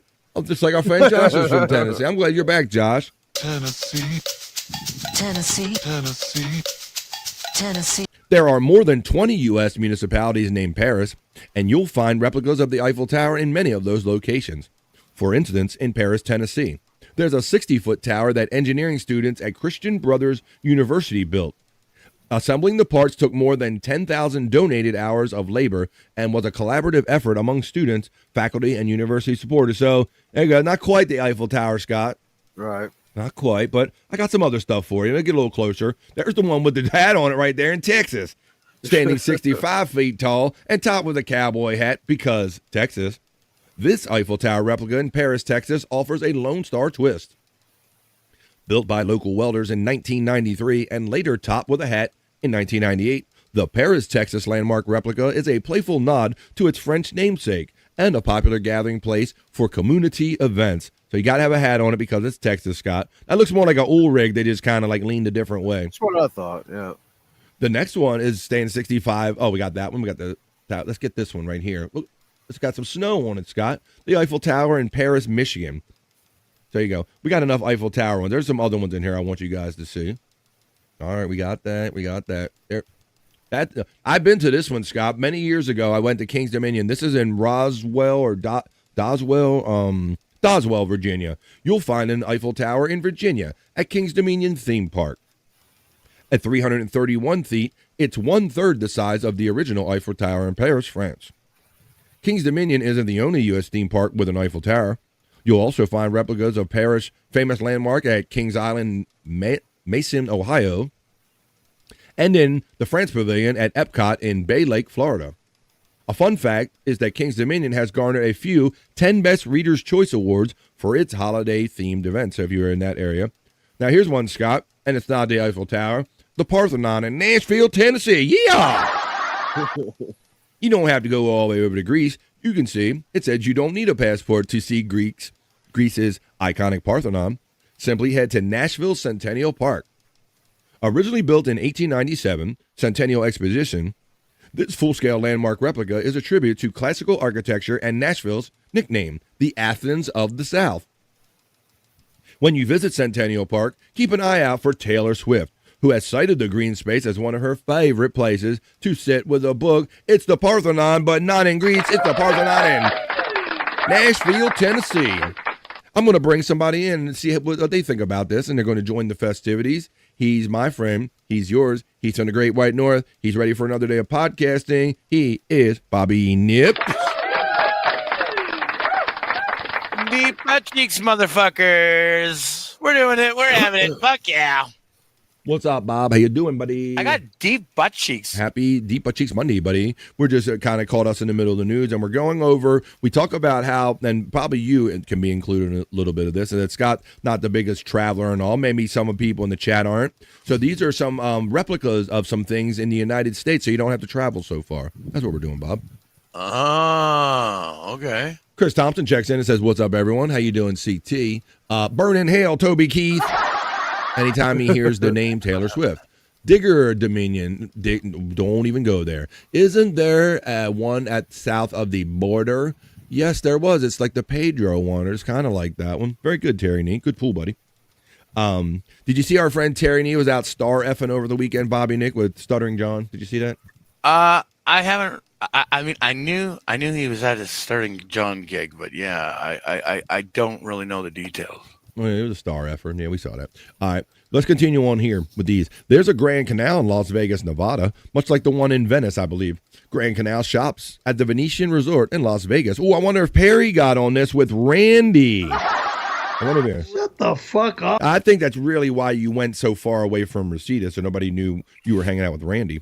Modeled after Venice's iconic waterway, it's a full-on Italian escape, complete with singing gondoliers and arch bridges. This landmark replica winds its way past more than a dozen restaurants and over 160 brand name stores, Scott. It's like a shopping mall. So if you want to go little gondola experience in the shopping mall, that might be all right. There you go. Oh, there's a Statue of Liberty in the middle of the Susquehanna River. You understand? Yeah, Terry Nee, I saw that when I was like traveling, and me and my wife thought that we were seeing things. Yes, there is a replica. I thought that I was seeing things. The Susquehanna River is like kind of northern Maryland and managed to Pennsylvania. But we're talking about the London Bridge in Lake Havasu City, Arizona. This landmark replica is really a landmark relocation. In 1968, the real London Bridge was dismantled in England and shipped to Lake Havasu. I always thought that was like a George Strait song or something. I got oceanfront property and all that stuff, Scott. Yeah. And you always heard that kind of story that I'm like, I didn't think they actually went through the trouble. But it was dismantled in 1968 and shipped to Lake Havasu City, Arizona, where it was rebuilt over a desert canal. How did the London Bridge end up in Arizona? It was the brainchild of Robert McCullough, a businessman who sought to bring tourism dollars and attention to Lake Havasu City, where his businesses were based. Meanwhile, London was seeking to sell the materials of the defunct London Bridge, which had fallen into disrepair. McCullough paid $2.4 million for the materials, a figure he estimated was more than twice what it would cost him to have everything shipped and rebuilt stateside. So there you go. That was I didn't know that. I didn't know that whole much of that backstory there, Scott. Yeah, I didn't either. I had no idea. I was kind of. There you go. That's the actual London Bridge. That's what they said, Scott. It was dismantled and shipped over here and reassembled in 1968. See? The Tigers and the Euphrates. Understand, motherfuckers? Let's see. The next one I got for you is a little Leaning Tower of Pisa. The Leaning Tower of Niles in Niles, Illinois, is half the size replica of the famous landmark in Pisa, Italy. It was built in 1934 to conceal a water tower. The landmark replica stands 90 feet tall with a 7.4-foot lean. In 1995, the Village of Niles launched a $1.2 million renovation project that included the addition of a city plaza with water fountains and a reflecting pool. That looks pretty. Hey, there you go. So, Scott, Leaning Tower Pisa in Illinois, buddy. I'm not trying to dox nobody. I'm just saying, Illinois. All right. Yeah. How about this one? In Maryhill, Washington. Maybe this is for some of our West Coast people, our Pacific Northwesterners like Space Nerd. A Stonehenge memorial site in Maryhill, Washington, built in 1918 by Sam Hill, the founder of the Maryhill Museum of Art. This full-scale replica of England's ancient monument honors the soldiers and sailors of Klickitat County, Washington, who fought in World War I. Unlike the original Stonehenge, the origins of this famous landmark replica aren't a mystery. It's part history and part tribute and part roadside wonder. The Stonehenge Memorial Site is also Hill's final resting place. After his death in 1931, his ashes were placed in a crypt that was buried on the site. All right, let's go on with the next one. There's some more foam ones. Another Stonehenge. This is Foamhenge, Scott, and this is in Centralville, in Virginia. Located at Cox Farm. Perry likes to go there. Shut the fuck up. That's your favorite farm. And the Ram Ranch. Cox Farm at Ram Ranch. This full-size replica of the ancient monument, the English monument, is made entirely of styrofoam. Created by artist Mark Klein in 2004, Foamhenge made his debut at Cox's Farm in 2017 at the annual Fall Festival. The landmark replica blends historical curiosity and tongue-in-cheek Americana. That's a mean lean on that pizza. Yes, Tower of Pizza, we always said. It is, Scott. There you go. It is, Scott. Oh, there you go. It's kind of near. I think Terry's letting you know it's kind of nearby you. All right. How about Carthage, Alliance, Nebraska? The Carthage reimagines England's Stonehenge using 39... Carhenge, Scott. Look. Okay, I see. Yeah. I was saying Carthage. It's Carhenge. It's these cars that were buried in the ground, much like the stones from Stonehenge were. Carhenge reimagines England's Stonehenge using 38 vintage American cars, spray-painted gray. It was built in 1987 by artist Jim Reinders as a tribute to his father. Located along Highway 87, this roadside attraction also features car sculptures and a gift shop with seasonal hours. There's Carhenge, Stonehenge made of cars. And there's Stonehenge. Look at it. These people are camping by this one. How did a replica of Stonehenge end up in Texas Hill Country? It began as a friendly passion project between two neighbors, Doug Hill and Al Shepard, in nearby Hunt, Texas. It's 2/3 the size of the real Stonehenge in England. When Shepard passed away, Stonehenge 2 was relocated to the Hill Country Arts Foundation campus, where it remains today. In 2024, people gathered there to witness a total solar eclipse. Well, there you go. I just thought that was a fun little article to share because not everybody likes to travel, so those kind of things are all over the United States. Cox's Farm, Popular Tree Road, and Braddock Road. Oh, you know that one? So FJM is familiar with some of these places. So if you guys are close to some of these places and you don't want to travel, you want a little kind of cheap thrill, check out some of that fun stuff right there. 10 famous kind of landmark replicas right here in the United States. Oh, did I lose Bobby Nick? What up? Yeah, he dropped off during the story there. I don't know what happened. Wasn't that bad of a story, was it there, Bob? God damn. Let me see. All right, well, Bobby Nick checked in and he checked out. Well, it's too bad because I have one more story. I'm going to run by everybody else as well. Let's see. FJM says, hell yeah, I know that's that one where they used to drag race that, man. There you go. FJM knows some of these things in this area. Well, I'm going to bring you one more story. We're going to end the fun news right here, the not so serious news, the way we always do with a sexy bikini report, Scott. And this is what's going to be interesting because you and I and many of us here in the chat, we've been enjoying podcasts right off the YouTubes, right? Right. Well, and then we got Netflix out there. We got Hulu. Everybody's got these different services. And then there's Sirius Radio. There's YouTube Music. There's Spotify.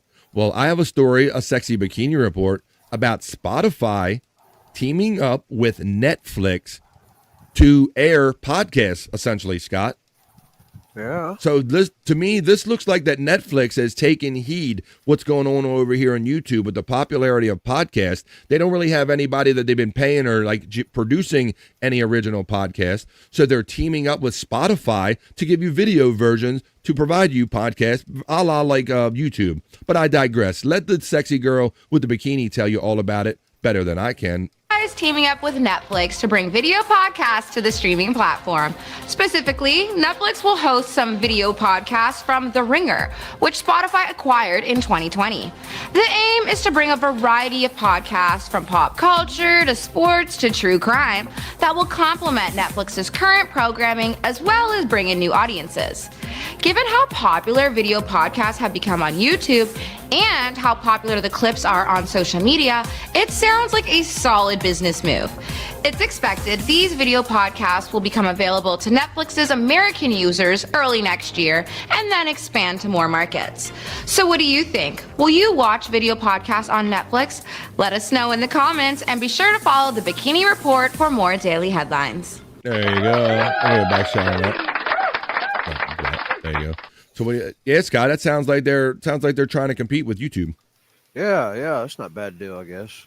Yeah, kind of interesting. I thought that was kind of actually some clever thinking there because Spotify has like the access to the podcast. All I watch. That's all I watch is podcasts, man, pretty much. And I believe that Netflix is keenly aware of that based on a lot of the big numbers that YouTube's pulling in, and they don't have like a regular platter of people that are performing podcasts on their service. So this is a good way to kind of bring some of that podcast YouTube feel on the Netflix. It might be an interesting idea. FJM says, see that bikini is what the fuck is what to fix? There you go. I don't know, bro. Hell yeah, she got that with the drag racing comment. Well, there you go, folks. See, I told you that wasn't too scary, was it? Did we not have a little bit of fun with the news today? Because that's what we do here on The Vibe. We do the other news. We just had fun. We just did it. We just did The Vibe other news. We just did the not so serious news. Let's get on with more of the show today.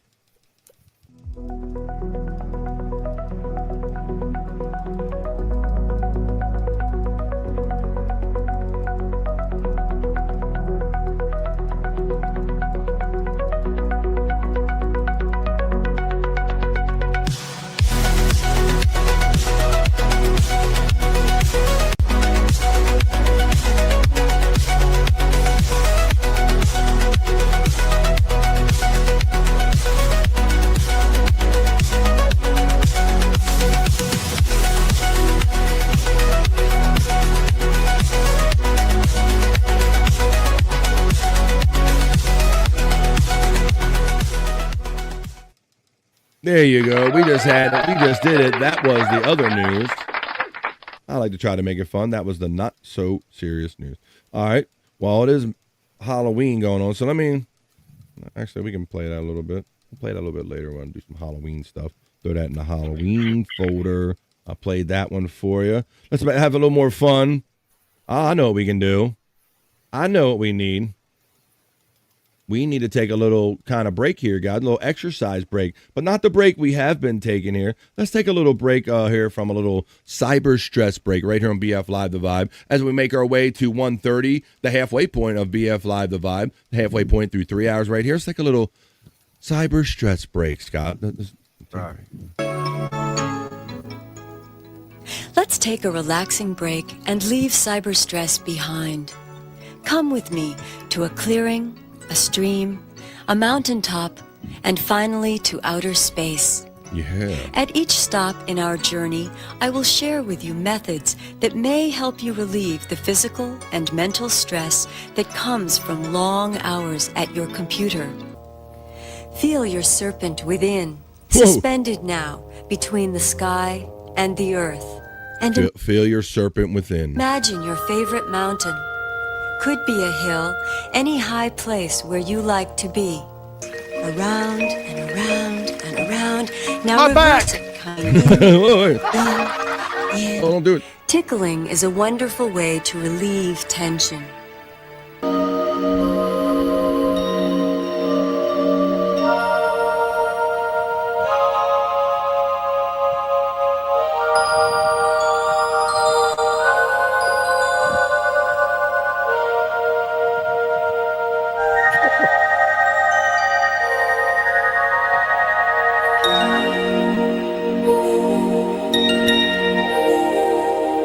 Thank you for moving with me from place to place. I hope you will continue to visit these places and incorporate them into your workday. And remember, relax, take breaks. Relax, take breaks. Relax, take breaks. Relax, take breaks. You heard the woman. Relax and take some damn breaks. It's a PCR party. You got to relax and take some breaks. Well, I hope this guy got here just in time to hear that little bit of advice. Now, this other, Bobby Nick, he checked in and checked out quickly. He gave me a quick Irish goodbye. Maybe he got up and realized he shouldn't be awake yet. Like, I need some sleep. I got shows to do later. What am I doing awake? Well, let's see how awake this guy is. He's my friend. He's yours. He's a human sports sticker. He's Andrew's here. Hey, buddy. We got news to take care of. We got more. What do we got, buddy? So, sports news. You know Emmanuel Clase, the Cleveland Guardians closer? No, but I saw you write about him on social media. Tell everybody and myself, Andrew, about this picture. Banned for life due to betting. Uh-oh, a guy got caught betting, Andrew? One of the best closers in the world. Wow, Andrew. These guys are getting eaten up. All right, you got any other sports stories from this weekend, buddy? Any NFL stories from yesterday? Does about the Broncos anybody know how the Packers ended up? I do not. But Andrew, Scott's very excited to tell you that the Broncos had that comeback victory and won by 1 point. The Broncos, either Bo Nix is really damn good or the defense just fell apart. Yeah, that boy, he can ball a little bit, Andrew. Well, Andrew the Giant has joined us. I know everybody's going to want to say hello to Andrew. R.I.P. Doug Martin. I think we'll do a celebrity death report. I'm going to do that. I forgot to make that part of my news. Hot dog says Terry Neen. Did you have hot dogs today, Andrew? Packers won, by the way. Was one of the best running backs in Tampa Bay Buck history. Mm-hmm. I have to say that. Packers won, Andrew. 27-23. Did Andrew hear about WWE hiring AI writers? Yes. Whoa, bro, that sucks, Widow Killer. Widow Killer, did you hear that that day that Howard Stern, he got all excited about AI and they fed like a whole episode into a computer and it was horrible. It was some of the worst, horrendous shit I ever heard. What kind of wrestling angles are they going to come up with? Wow. They went from Vince McMahon to needing AI. That just lets you know what kind of brain Vince McMahon had on his shoulders right there for this wrestling shit. Vince didn't need that AI shit. He would think those outlandish thoughts himself. Whoa. Terry says Ozzy Osbourne is dead. What? All right, Terry, calm down. All right. Well, Andrew is here.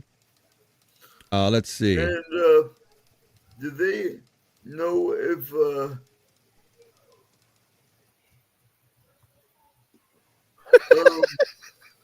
do they know if Martin self-deleted? I don't know if he Minecraft is self-deleted in Minecraft. I don't know the cause of death there, Andrew. Hello, says Don Reevy Jr. Steps into the vibe. How you doing there, Don Reevy Jr.? We got our boys Andrew checking in. We got the chat family checking in. Making our way up to the halfway point of BF Live The Vibe, 1:30 East. We usually do a 3-hour show here, Scott. What do you say we go to a little bit past? We just got that one thing to talk about in your hole. What do you say we smoke one real quick? We'll tell everybody the ladies they're messing with Scott's girl, and we can't have it. So we're gonna go where we go to let you know about these things. We're gonna go down into Scott's hole.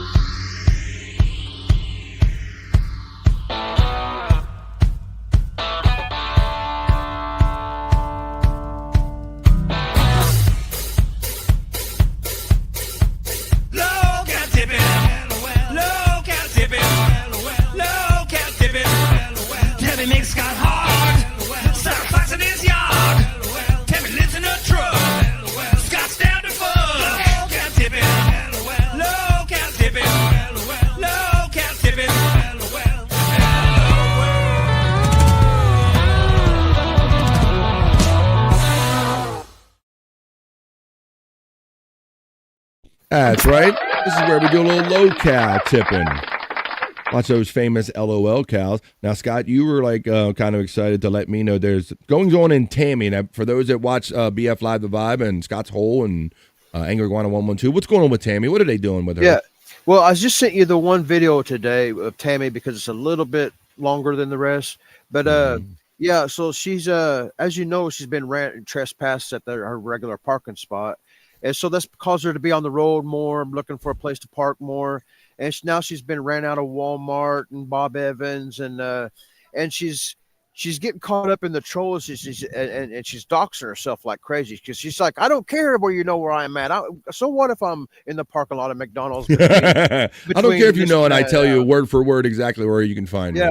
So what trolls do? Well, you'll see in this clip is they've found out her location. They're sending tow trucks to pick up her vehicle. So I'm going to talk about this a little bit because Scott just started putting stuff into our hopper. Some crazy people. It ended up being Cyrax at first, and it's been Tammy for a minute.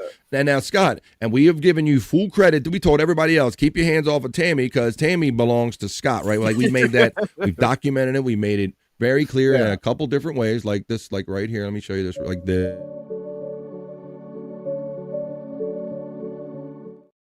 Had that made up. Now we're learning more and more. Like I'm seeing more other people that are kind of covering her like Cyrax, covering her like a low-cal. But hands off, Scott had her first.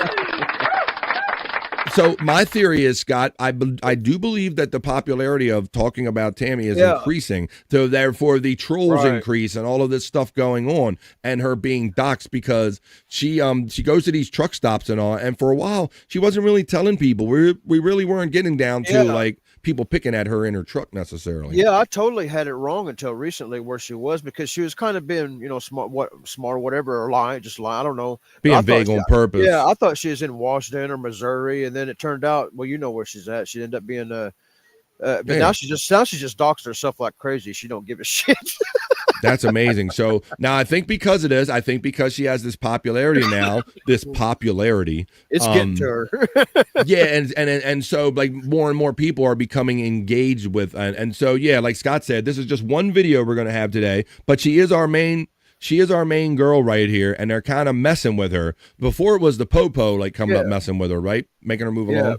Yeah, and she's already paranoid, and already thinks people are out looking, get her that don't even have a clue, that's just walking by. But now you compound all these people who do know where she is and fucking with her. And that was something I'll say too. There's these groups or whatever, or channels that's been sharing my stuff and giving me credit and stuff, but they're like hate groups just dedicated to trashing Tammy. Yeah, oh shit! Oh my God! Hey, thanks, Angry Iguana, for giving us this content that we can use to hate with Tammy with. There you go. That's kind of a backhanded compliment, I guess, there, Scott. But the whole thing, I think it was a little more low key when we first, and I don't like messing with her. Like I like tuning in and seeing what's the next thing she says. I have no interest in getting her pushed to another area. I don't get into that whole level, Scott. We have been concerned about Heidi, her dog, though. Yeah, and that's another thing she's really taking it. A lot of the trolls is always a lot about the dog stuff, about all the people wanting to adopt the dog, and that just sets her off. People, we had that same instinct. Like we hear that dog whining, I'm like, I'm smarter than her. Like, get her away from me, please, get me away from her. All right, but without any more We won't digress anymore. Let me show you Tammy. Let's tell you, this is a kind of a long video. You can find this at the Angry Iguana 112 channel. That's Scott's friend, yes. Keep in mind, if you're the tow truck driver, you just got a call on a job, and you come in and you go up, and then Tammy starts talking to you like this. Just imagine his job, man. So you can imagine a troll that has that kind of intent. All they have to do is know the AAA number or something in that area and say, hey, there is a whatever colored whatever on this lot coming. And so I think that's kind of what we think's going on here. Let's see. The tow trucks are coming for Tammy. Because they really do stupid shit. Since the day that I said that about the fucking tow truck. Please feel free to smoke in Scott's hole. Like to pull the fuck up by me all the fucking time. And it's like, ever since I said. So she said something, and I do believe that, Scott, because if you tell them like, hey, you better not call tow trucks on me, what are they going to do? That's what happened. Yeah. Right? Yep. Like just like they told Perry says, don't send me Filet-O-Fish, and they send him fucking Filet-O-Fish, right? So she should have never brought it up, and she kind of blamed herself on that one. So. And there's not that many tow truck drivers. Please feel free to smoke in Scott's hole. So it's like, it bothers me because I'm not going to fucking sit and be aggravated and fucking aggravated and aggravated. You know what I mean? Oh, it's coming to my window. The dog wants it. Dog wants some. Yeah. How you doing?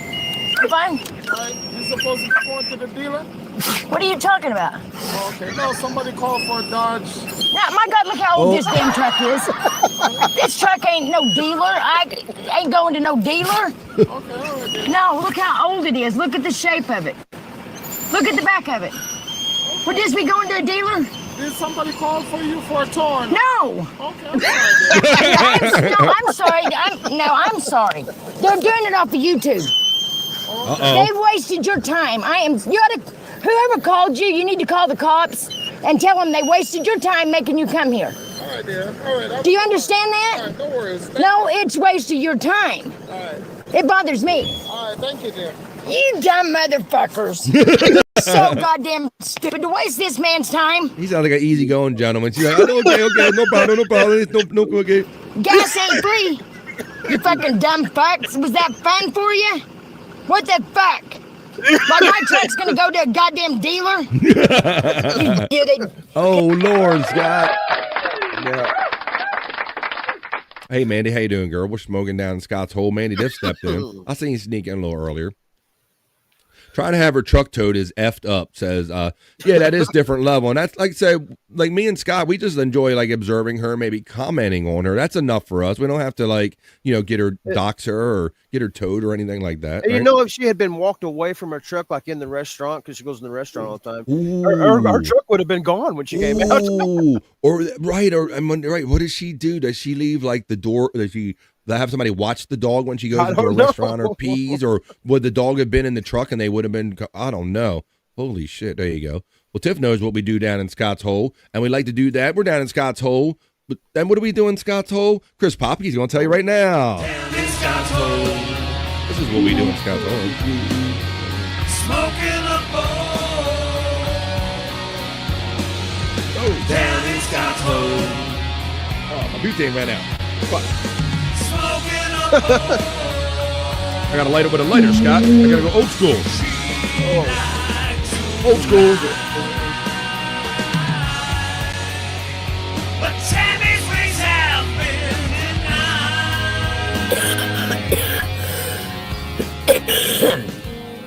denied. God. Tammy's wings are never denied here in Scott's hole. We let her fly and be free. That's a different level of messed up. Calling people up and trying to get their shit towed. That's not cool. That's not cool. Yeah. So there you go. So what was that this morning? When was that the last you heard of her? That was like a day and a half, maybe 2 days ago. Damn. Well, there you go. All right, buddy. Well, that was a little fun little trip in the hole. What do you say we jump out of the hole? We're going to take a little break in between kind of the halves of the show here. We're going to take a little piss break. I'll frame it and let you guys know what we're going to get down with. We're going to do Perry Talk, Rock You Like a Horoscope, and a lot of other fun stuff. But not until after we crawl out of Scott's hole.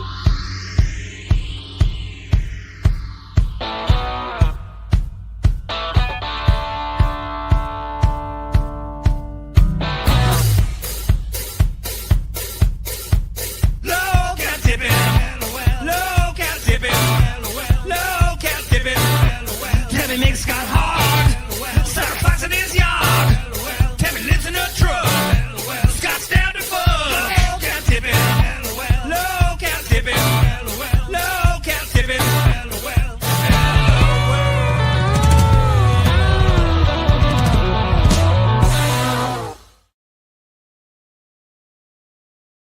BF Live, the vibe, low-cal tip, and hanging out with my bros, the chat family. How you doing, Andrew? Good. Yeah. Working on some content for nothing for work stuff in case you want to bring that back. Okay. Well, you mean working on content? You mean like this? Like, let me see. This? That's pretty cool, Shyt. Guys, do you not think? That was pretty cool. Yeah. That is cool. Holy shit. I never had that point of view before, you know. What is your plan for dinner tonight? Ew, sexy content. Look at the and That's pretty cool, Shyt. Guys, do you not think? Terry Nee sent this to me, Scott. This is what Andrew's up to when I'm doing the show. I never had that point of view before, you know. What is your plan for dinner tonight? No. That's pretty cool, Shyt. Guys, do you Son of a bitch, Andrew. All right, well. More of the sexy stuff. Sounds like it says Terry Nee got hard. Terry Nee got hard. Whatever floats your boat in that song right there. All right, guys. Why don't we do this? We still have a lot of fun that we got to get to. I want to go do a little Perry talk with you. I want to do Rock You Like a Horoscope with you. I want to check the National Day calendar with you. But I also realize we've been sitting here for like an hour and 40 minutes, and some of you might have to use the bathroom. So this is what this time is for. It's a little 2.5-minute piss break, folks. A little pause for the cause. It's a chance to grab what you need, grab a drink, grab a smoke, grab a snack, grab a friend, and tell them that it's Monday, and fun stuff is going on in the midday. We're having fun in the middle of the day. You can have fun on the Monday, and we're doing it right here on the vibe. Like I said, we're going to do Perry talk. We're going to do the National Day calendar check.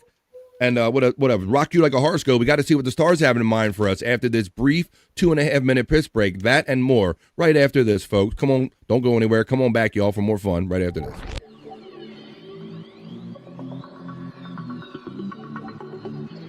I think I need a piss break.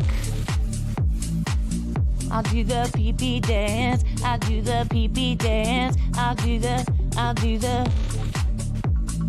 pee-pee dance, pee-pee dance. Yeah. Think I need a piss break. I think I need a piss break. Yeah. Oh, yeah. I think I need a piss break. I do the pee-pee dance. I do the pee-pee dance. Yeah. I think I need a piss break. Oh yeah. I'll do the pee-pee dance. Oh, watch me now. I'll do the pee-pee dance.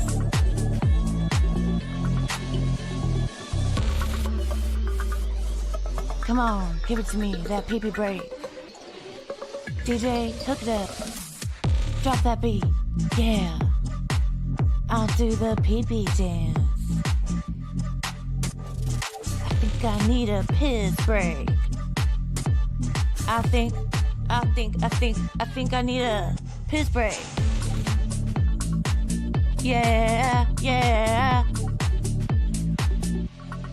Watch me now.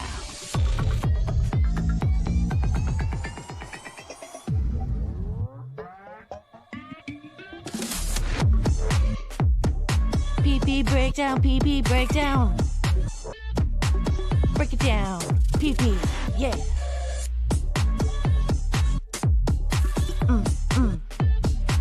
Think I need a piss break. I think I need a piss break. I think I need a piss break. Oh, yeah. Wash your hands. Don't be gross. I know you touched your pee-pee. We are done with PP Touching time. At least most of us are. We are back for the second half of BF Live The Vibe Stream Show 403. It is Monday, folks. Andrew, we're heading for Halloween. Hey, I heard that you went out on a little tree hugging kind of a nature adventure the other day. Yes. Could you tell me something about that? Could you elaborate? What did you do? What did you do? It was very nice. It Yeah. was at another branch of the facility, like this 3 houses. Okay. And we had a nice meal, and it was good. Awesome, buddy. I'm glad to hear you. Wow. Oh, man. Scott wasn't here to hear he would say all positive things. One of the few times that everything that comes out of Andrew's mouth is all positive, buddy, and especially about your situation. I am super happy to hear that. That's a good point of view to have there, Andrew, being positive. Well, it's almost Halloween. Did you see any Halloween decorations yet, Andrew? Let's get in a Halloween vibe right here with Pamela Pumpkins. Hi, y'all. I'm Pamela Pumpkin, and you're about to do Pamela Pumpkin's Halloween workout. Woo! This is Everybody Ellen. again. Come on, get it. All right, come on. Shake off the Skittles, shake off the Reese's, shake off those candy corns. Now ride the witch's broom.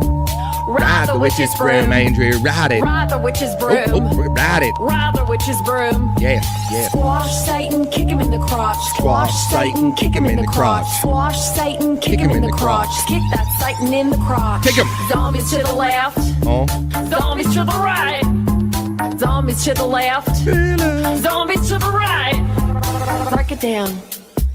I'm a scarecrow doing the robot. Break it down. I'm a scarecrow doing the robot. Whoop, there's a spider web. Whoop, there's a ghost. Whoop, there's a black cat shaking. Whoop, there's a spider web. Whoop, there's a ghost. Whoop, there's a black cat shaking. Whoop the evil spirits and bash Beelzebub. Whoop the evil spirits Lock 'em, Andrew. and bash Beelzebub.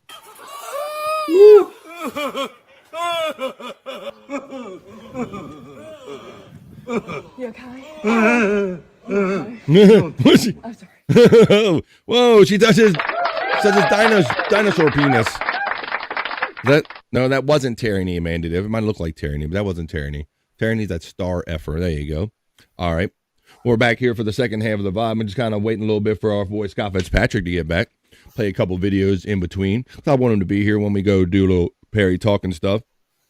Oh, I did that one the other day. Let me show you some other. Let's get an old Halloween mood. We're only like 10, 11 days out now. Before you know it. Now look, you know these guys. I think these inflatables are getting out of hand. Andrew, did you see any like decorations or cool lights or leaves or like what did you get out of the experience? It was just a celebration for like a gathering for like.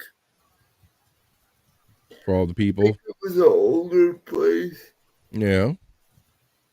It was nice. All right, cool, buddy. Well, I got something nice happen here for me too. I want to share with everybody. Deadful, Street Melon Spots just let me know that Deadful just tipped me $22.22. Thank you. I've always appreciate you, Deadful. Thank you, my friend. I hope you've had a good season this year and you're kind of getting into the fall and winding down or getting into those things that what you do in that industry. What's up, Scott? You're back and all. The Deadful just dialed in. I saw Christmas lights, says Terry name.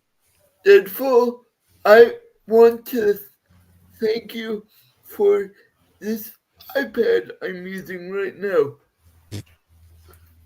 Amazing, bro. Thank you for getting me funds to even though it's refurbished, it still works. Don't describe it, Andrew. You're on a good path, buddy. Don't describe it or anything. That is awesome. And Deadful is one of those people that, I mean, a lot of people see what he gives, but he's also he helped get you down to Florida, did he not, Andrew? We all did. But I think he was big in that too. Yes. So thank you. Yes, absolutely. Scott, number one, that was very good for Andrew to, number one, take a minute to go that without getting his arm twisted. And number two, he said a bunch of positive things about his outing the other day he went to, brother. Oh, did he? He said it was nice. They had a good meal. They went to another place, and he liked it. He didn't say one negative thing, Scott. Wow. And you missed it. You missed the one time that Andrew made a statement and didn't say, I thought about you as soon as Andrew was done saying the words. You're always welcome, Andrew. Look at that. And then you got him laughing his ass off. The next one. Thanks, Deadful. Thank you, man. Andrew's new jerking machine. Basically. No. Let's go. I'm actually using a lot of it to post my YouTube content. Awesome, Andrew. Well, I see you get Andrew. You can catch Andrew on Andrew the Giant 96 channel. He's playing some video games and sneaking a little couple of lives in there. I see with about 6-7 people in there every now and then. Andrew the Giant 96 channel. And of course, Tuesdays, Thursdays, and Saturdays, always No Filter Andrew is where you can see him on the rather. Who was she, Andrew? Who was she? The person you saw? Who did you say? I say. That's why he's in a good mood. I'm kind of not in a good mood, but actually, no, I think people can feel. No, don't. We're talking him out of it, Scott. I was afraid that if I told him he was too positive, they was going to go being negative. Now you guys are telling him he's being nope. Don't get it twisted, guys. I am not happy. No, let's not anybody think that I'm happy. No, they like. No, Scott, that's what I said. For his situation and everything, he was being very positive. I was very complimentary of him. Well, we're just having a little Halloween fun. I'm glad you're back. We're going to go do a little Perry talk because that dude has been up to some stuff. But I would want to talk about how these Halloween inflatables are getting out of hand. That's why I started talking to Andrew about his whole kind of fall Halloween experience. But let's see if you guys see any of these. I don't see any of this big. 1, 2, 3, my baby don't mess around because she loves me so. Look at those things. Those are huge, bro. Look at the spider. Look at this shit. But does she really wanna? But can't stand to see me walk out the door. Sexy skeleton. Oh, they roasted that one over the spit.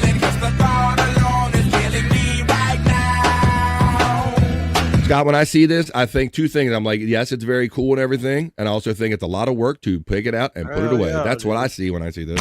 I see the work.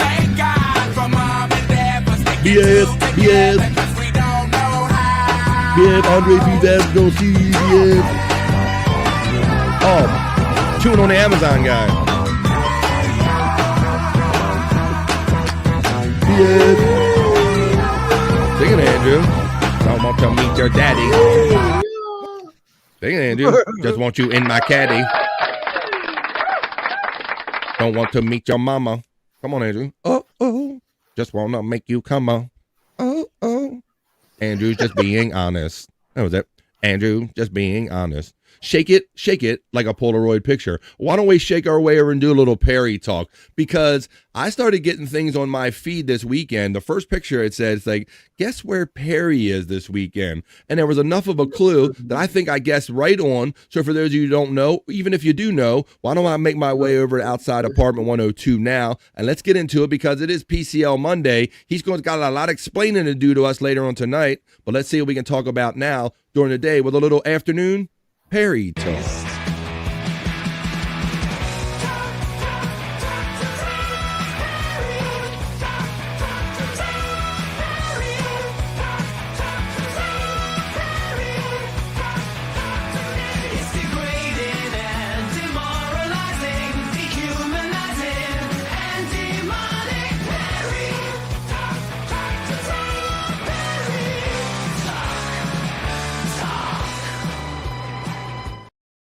Perry talk is what.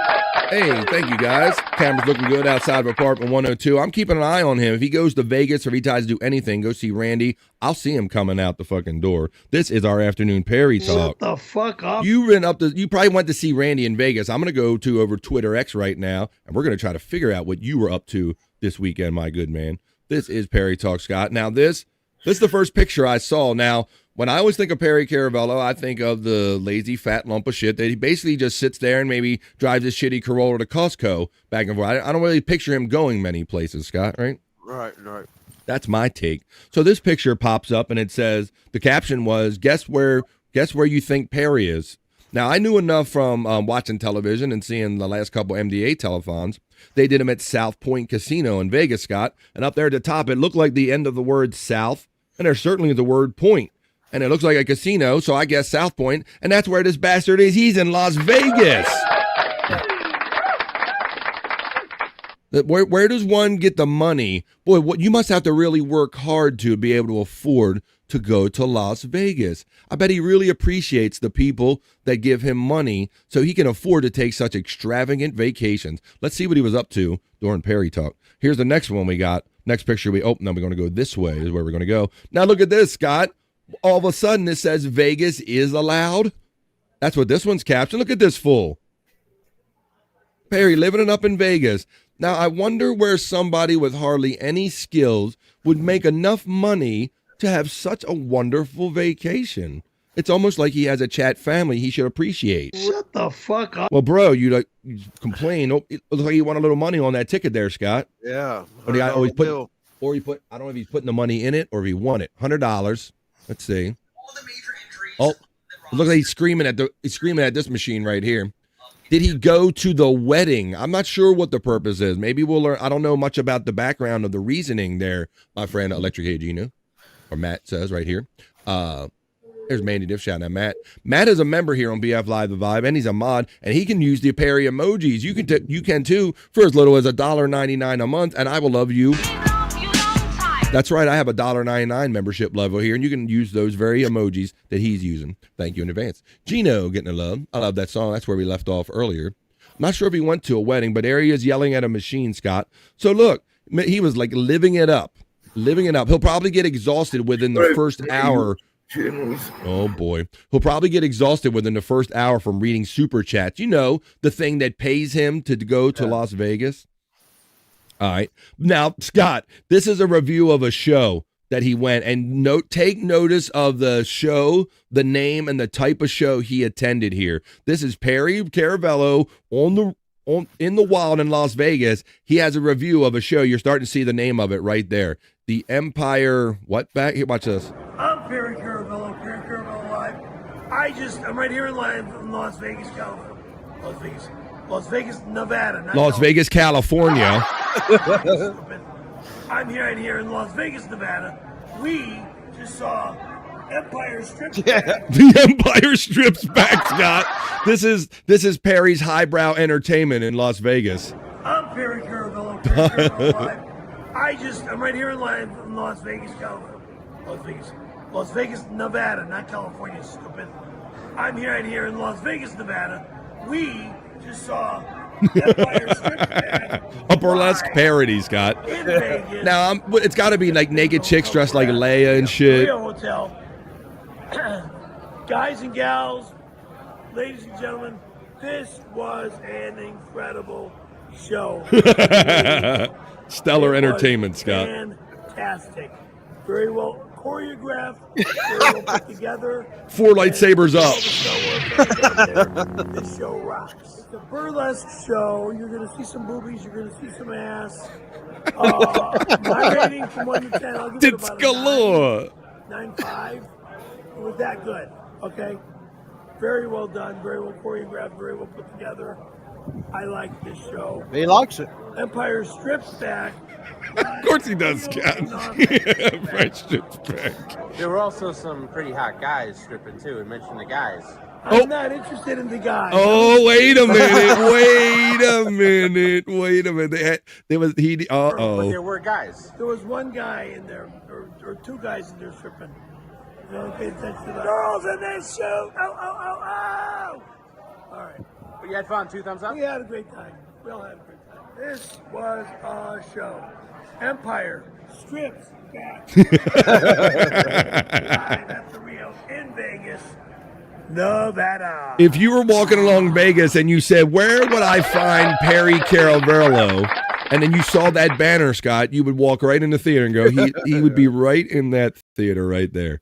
Friend FJM knows he's a member supporting bro right here, and he's having fun with his Perry emoji here on BF Live The Vibe during our little fun Perry Talk segment. Now, it's PCL Monday, guys. I think they'll be on talking about a lot of this tonight. We'll have to see when we get to the top of the feed. That's where you go for all the real information. You can be a Shop Vac level for $4.99 a month. You can be a member over there, or you can be credenza level like myself, humble brag, for $9.99 a month, and they love you long time as well. Now, Scott, this is one of the second series of pictures I started seeing. Perry playing these digital ponies, buddy. These digital horse races, if you will. Where I think the horses digital kind of trot along or something like that. Let's see. You got to have his shirt on. Say it's like a horse track right there. You hit on the buttons and all, and you bet on a horse. It's all just degenerate shit. Different way to just give up your money. But there you go. You see the little horses in front of him. He's like yelling. Probably wants to whip his horses and shit.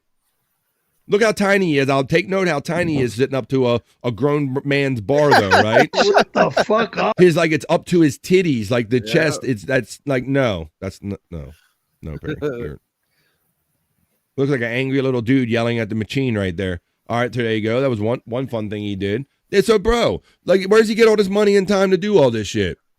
Mama's little baby likes it short. Oh, mama little baby likes it short and sweet. Let me see. Oh, look what he had, Scott. Oh, this is Rev Fug Lee. Shout out RFL. He lives right above Perry Caravello. It says, I followed instructions with my Ninja air fryer and even preheated it. I got the same results, and I'm not a bird brain either. Trader Joe's pizza is trash, or it's the electricity in this dump of an apartment, says RFL. So that's his luck with cooking a Trader Joe's in his air fryer. Happy birthday, RFL. I believe it's your birthday. Now, Scott, he blames all of us. He thinks that he eats healthy. He eats at, what are the places, Chipotle or whatever the healthy places that he eats, the Panda and all that stuff. He thinks he if you listen to him, he rarely eats, and when he eats, he only eats the best healthy foods, the healthy fast food, right? Well, look at him. Here's yet more pictures of him eating. Look at this. Yeah. Just a late night snack, it's called. Steak. Feasting. Is that butter? Does he dip that steak in butter? Is that butter? What was that? Look at him. Right. But we make him fat because we send him food. And I said in the caption, fat boys eat all the time. Fat boys ain't gonna miss a meal. He acts like the only time that he eats and gets overweight is when we're shoving food down his throat on the stream because you're sending me all this unhealthy food. So there he is being healthy. Perry Caravello, just take a little late night snack of steak right there. Oh, well, what do we have here, Scott? Did Perry need to go to the hospital after eating he went to that heart attack grill, bro.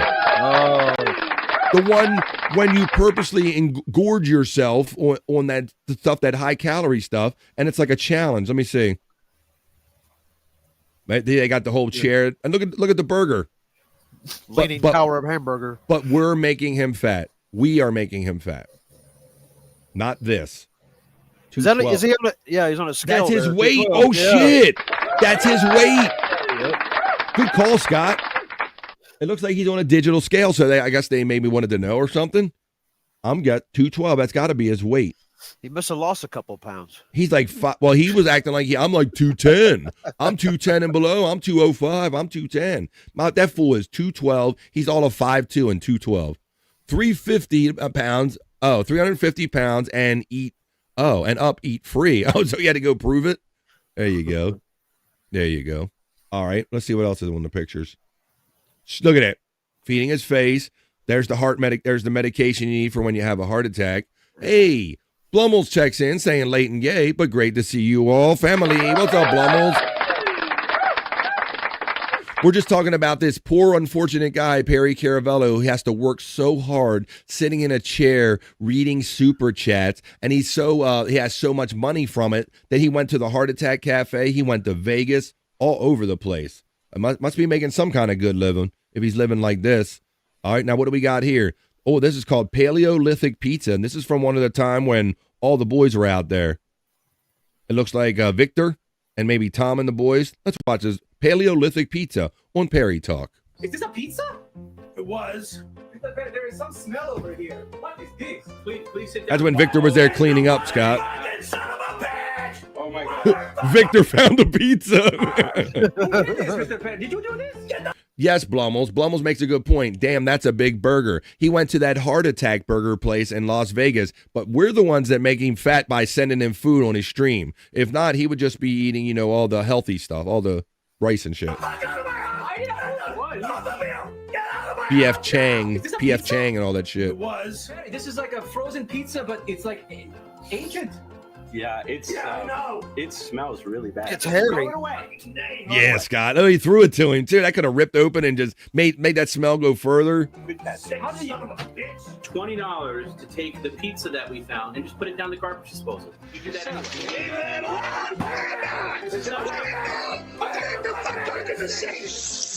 What the? Oh, look, Scott. Oh, he's trying to cut it out of the plastic. Oh, God. Oh, man. Oh. Look at Gino. Gino's loving When I it. said it smelled pretty good in here, that is no longer the case. Is this a pizza? It just like kicked it around like air freshener, Scott. Oh, damn. Oh, my God. Let me see if there's anything else there on Perry Caravel Alive. They're going to have a show tonight and explain some of this stuff. And we got to talk to Perry about how much fun he had, who he hung out with, why he went, and where does one make enough money? Must be fortunate to have a fan base that just gives him money sitting there reading and complaining.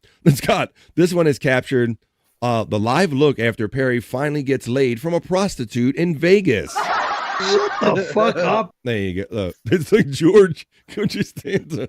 It looks like that'd be Perry right there, if he ever does. Now, this one is captioned the nationality versus the face, Scott. Here's the nationality, Italy, but here is, look, what is that thing he's under? Is that like a dude? What is that? He's got some kind of cardboard cut. Leave it to Perry, man. Leave it to Perry to be inappropriate. The nationality and the face. All right. Now, somebody said that he was there for a wedding. Now, maybe I missed a part of the show where they were talking about part of the reason Perry would be going for a wedding or whatever. So, but it sounds like people in the chat know about that. It's Fred Garvin, male prostitute. That's right. Fred Garvin. No, apparently it says about last night. So look at our sharp-dressed man here. Oh, shit.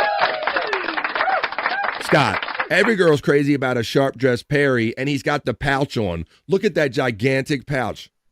Yeah. He looks like he's a photographer. He would probably weigh like 30 less pounds, like walking around. He's probably going to put his back out with that thing. Look at it. There's the thing. Accessory. Look at it. Looking good, says our friend Blummel's checking in. What's up? How you doing there, Juggler John? I saw you sneak in here earlier, girl. It's Fred Garvin, male prostitute. Let's see. Looks like Fred Garvin. Let's see what else he's got here. He wore his Weather Matters suit. Oh, look at Tom and Perry. I was pretty sure that was Tom's voice we were hearing kind of accompanying him. So yeah, it's that fanny pack. I know, bro. Yes, look at it. Look, it's on his leg. It's accessories. And look at him trying to escape Tom. Look at that like morbid look on his face, like that sullen look. Tom's getting a handful. I'm telling a man's grabbing me. Oh, that's right. He went there to marry his husband on paper. Widow Killer told me that he went to Vegas to marry his husband on paper, Scott. That's why he's there. Shut the fuck up. This is what the friends are telling us there. So that's why. So obviously Tom was the best man if the Perry is gay on paper, gay husband on paper. There you go. Is that Earl Skakel? It is. That's Earl Skakel. It is Earl Skakel.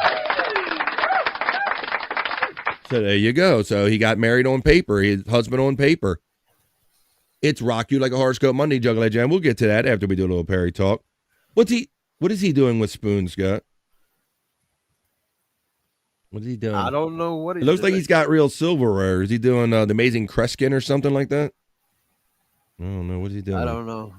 Oh, well, he's sure enough eating with him. Look, once again, Scott, feeding his face. Feeding his face constantly because fat boys eat. Fat boys don't miss meals. Fat boys do not miss meals. It's not happening. What's that? All right, and there you go. Look what it says, Scott. Tonight it's going to happen. 4 Pacific, 7 o'clock East. It says, welcome to fabulous Reseda, California. It's like the Las Vegas sign. So, guys, if you don't think tonight's show is going to be fun, I don't know what you're thinking because we have got to check in with Perry and give him shit about all of this. Former nephew checks in, slides in here, and he goes, I hope he marries a wealthy man on paper. I should inherit a pretty penny in my settlement now. Fuck yeah, because you're suing because you are his former nephew. He was so terrible to you. Wavy G, the former nephew of Perry Caravello, is now suing him for damages. So maybe he gets a little of that extra money when he marries his gay husband only on paper. Gay husband on paper. Lawyer Jim, says our friend Mandy Diff. No, we don't. What's it say? Those are his chili spoons that Jordan took from Perry's house years ago. Thank you, Matt, for going deep, man, on some of these further stuff. Oh, my God. Give me my spoons back. Damn. Holy shit. He's getting payment back. Well, thank you, guys. I must have missed a reason because I do fall asleep or sometimes I check out on the show. So I must have missed the big reason why they were not in Reseda, Vegas, but in Las Vegas, Nevada. I got mixed up trying to say the way he did. All right. The Spain Spoon, says Wavy G, checking in. I love all the old Perry heads checking in, being a part of Perry Talk right here. Now, I'm going to tune in later on tonight to fill in the details that I missed out on of the who, the what, the where, and the why. Like we took this picture when we were at this function and all that stuff. I'll be doing that tonight. I'll be in the chat with my chat family, 4 Pacific, 7 o'clock East. There you go. I think that's kind of all we got on the feed right there. Oh, here's an old one. This is one from like a week or so ago, about 10 days ago. We'll just show this since they have it. I get all of this stuff right over there on Twitter X. So you can go over there and get it too. Florida, the state of poison, Scott. You understand me, motherfucker? Yo, fuck yourself, motherfucker! Harry, if we raise enough money for a star for you on the Walk of Fame, Do you understand me? and get your tattoos removed for us fans, I will never go to your state of poison called Flatland, Fuckface, Florida. Fuck you! You deserve it, bro. Fuck you! We'll give you your car back for Tony Hawk. Fuck you! I think that's one of my favorite parts is when he changes the voices and he can just go from do fuck yeah, he just goes from pissed and he like back and forth. Motherfucker! Yo, fuck yourself, motherfucker! Harry, if we raise enough money for a star for you on the Walk of Fame, will you move to Florida and get your tattoos removed for us fans? I will never go to your state of poison. All right, we watch that. We don't have to watch it twice. There you go. So I'm definitely going to be tuning in tonight to fill in the blanks of the little stuff, the details I missed. And I know that Tom is always going to have some stories in between about what Perry did and maybe what he shouldn't have done there, Scott Fitzpatrick. Let's have fun with some of these great Chris Popke produced PCL songs. Somebody said that Vegas was allowed, but I say Perry normally says it's not allowed.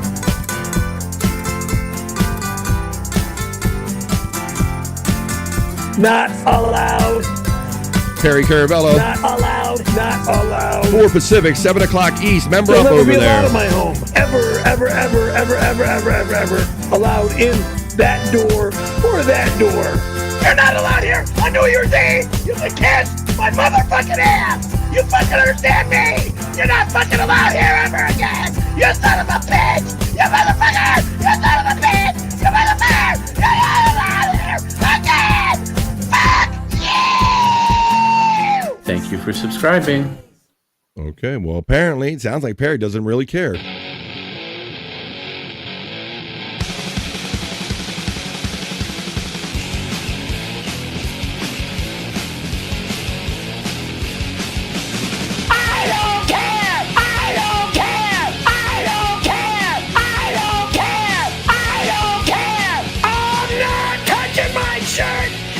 Destructive way! Don't do hell! Don't do hell! Don't do hell! Don't do hell! That's how much this shit is worth to me! You disgusting, sick psychopath! I do not fucking care! Kick my ass! Going out by request to Brutal Pain, it's his favorite, The Angel of Da.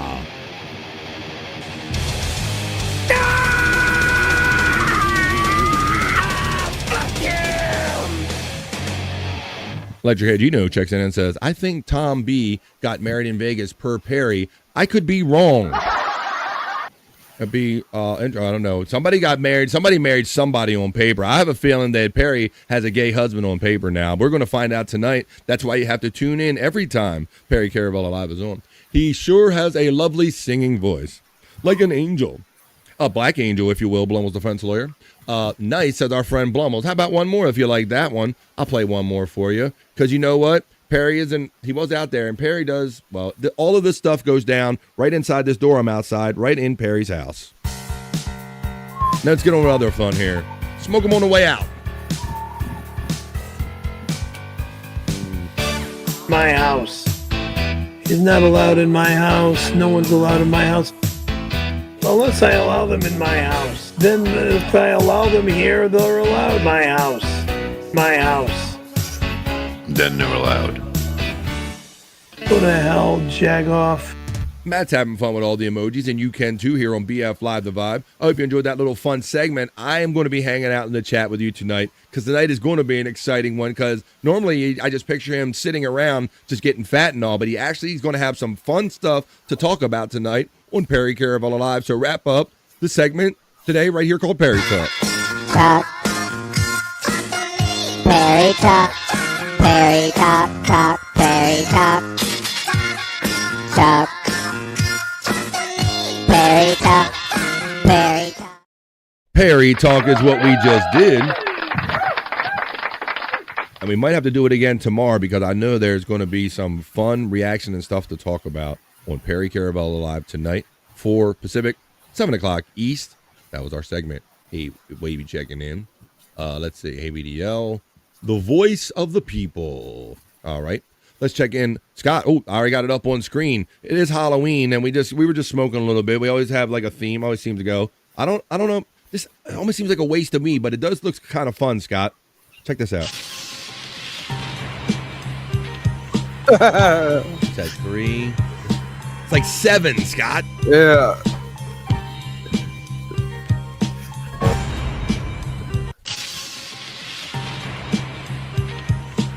That's a lot of weed at once, bro. Go ahead, Tiff. I know Tiff wants it. All right, I thought that was pretty fucking cool. Hell yeah, man. I got to play some of these Halloween things. Only 10, 11 days to Halloween, man. We gotta knock these out. It's gonna be here on us before we know it. Now I kind of like these. Now normally I'm not much for decorating dogs or doing stuff with dogs, but this is pretty fun since it's Halloween. Let's look at some funny stuff. And then we're going to get on to, we could do a lot of National Day calendar, and definitely we got to do the Monday Rock You Like a Horoscope segment. But first, let's look at a little of these are the most incredible dog costumes ever.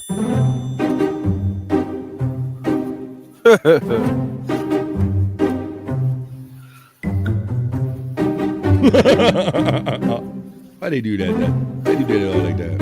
Oh shit! Oh shit!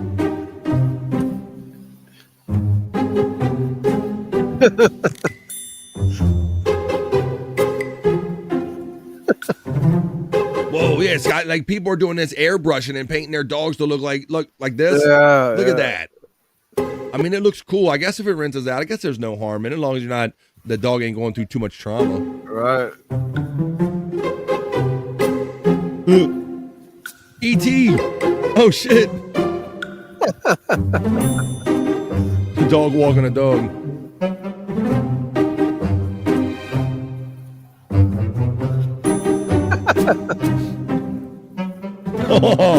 Oh shit.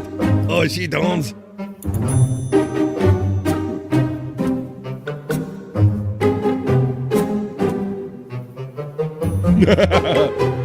Little Chucky. All right, a little fun dog costume thing. Scott, the only thing, I got like that big 80-pound dog, and she got like the hair like the color of a lion mane, kind of like the tannish dark. And so we bought her like one of those. They got like a goofy mane that you can put around her head, and it makes her look like she has like a full mane, and it lasts all about 30 seconds until she shakes it off. So that's about as far as deep we go into the decorating game for the doggy, for the costume game. So ain't waste a lot of money on that. But man, I mean, we talk about it every year. What do they say? Halloween spending went up like $1 billion plus, like just from last year. Yeah, $1 billion in a year. Like what did they discover that they needed a different day? $1 billion more in a year. Halloween is some kind of holiday. So we acknowledge that here on The Vibe. We also acknowledge that sometimes there's a national day calendar, and it's always a holiday or celebration for someone or something. So why don't I look at them right now? We'll run our little element and see what's going on with the National Day calendar.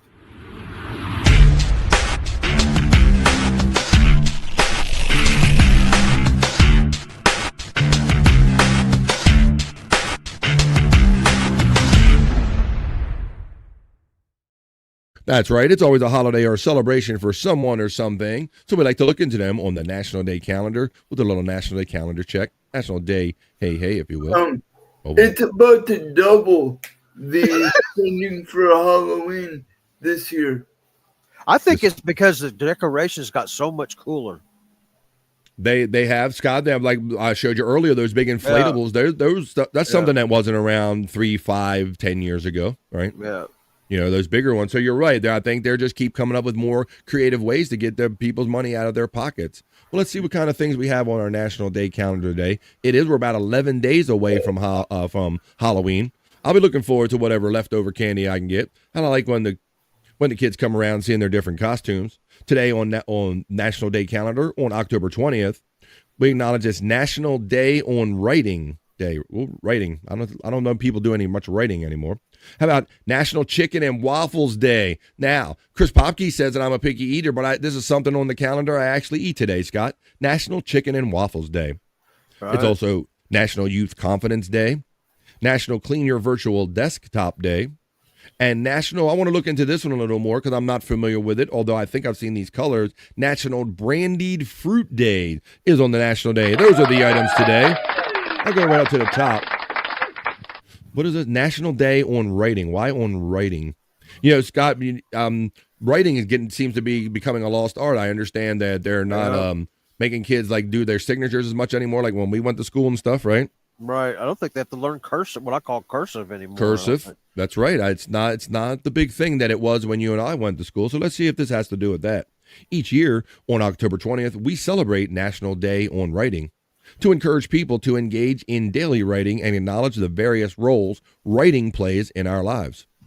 This creative day aims to change public understanding of writing by showcasing its various forms: creative, informative, academic, informal, or digital. I think, we do shows every day. We do a form of writing kind of every day. And my form of writing, Scott, is that you might always hear me flick around my little pieces of paper, and I always tell you something because I'm still old school enough that I like to write things out. So I like them because if I put them on a screen, it's just another screen that I have to open and close to see where I'm going with my show. So I think handwriting is important. And I got little notebooks that I track my things with. Good shit. Good. That's awesome, man. I think writing is important. And when I did my fantasy football, I would keep track. They would kind of count on me that I had my little. They say, "Oh, here's Uncle Bob with the notebook." Like, you damn Skippy, because Uncle Bob knows how to write on National Day on Writing. How about Chicken and Waffles Day, Scott? Now, have you ever had the opportunity to have these two things together? No, I've always heard this. I've never had them together. I don't really I've never. There's something about it that's really not bad, Scott, because it's a good, like, you get the sweet, you get the salty from the chicken, and you get the sweet and the texture from the waffle. I recommend it. One of the early versions I tried to do of this, Scott, because I was so intrigued by it, is that I think you can make a ghetto home version of it. This is what I did. You can take some Eggo waffles, right?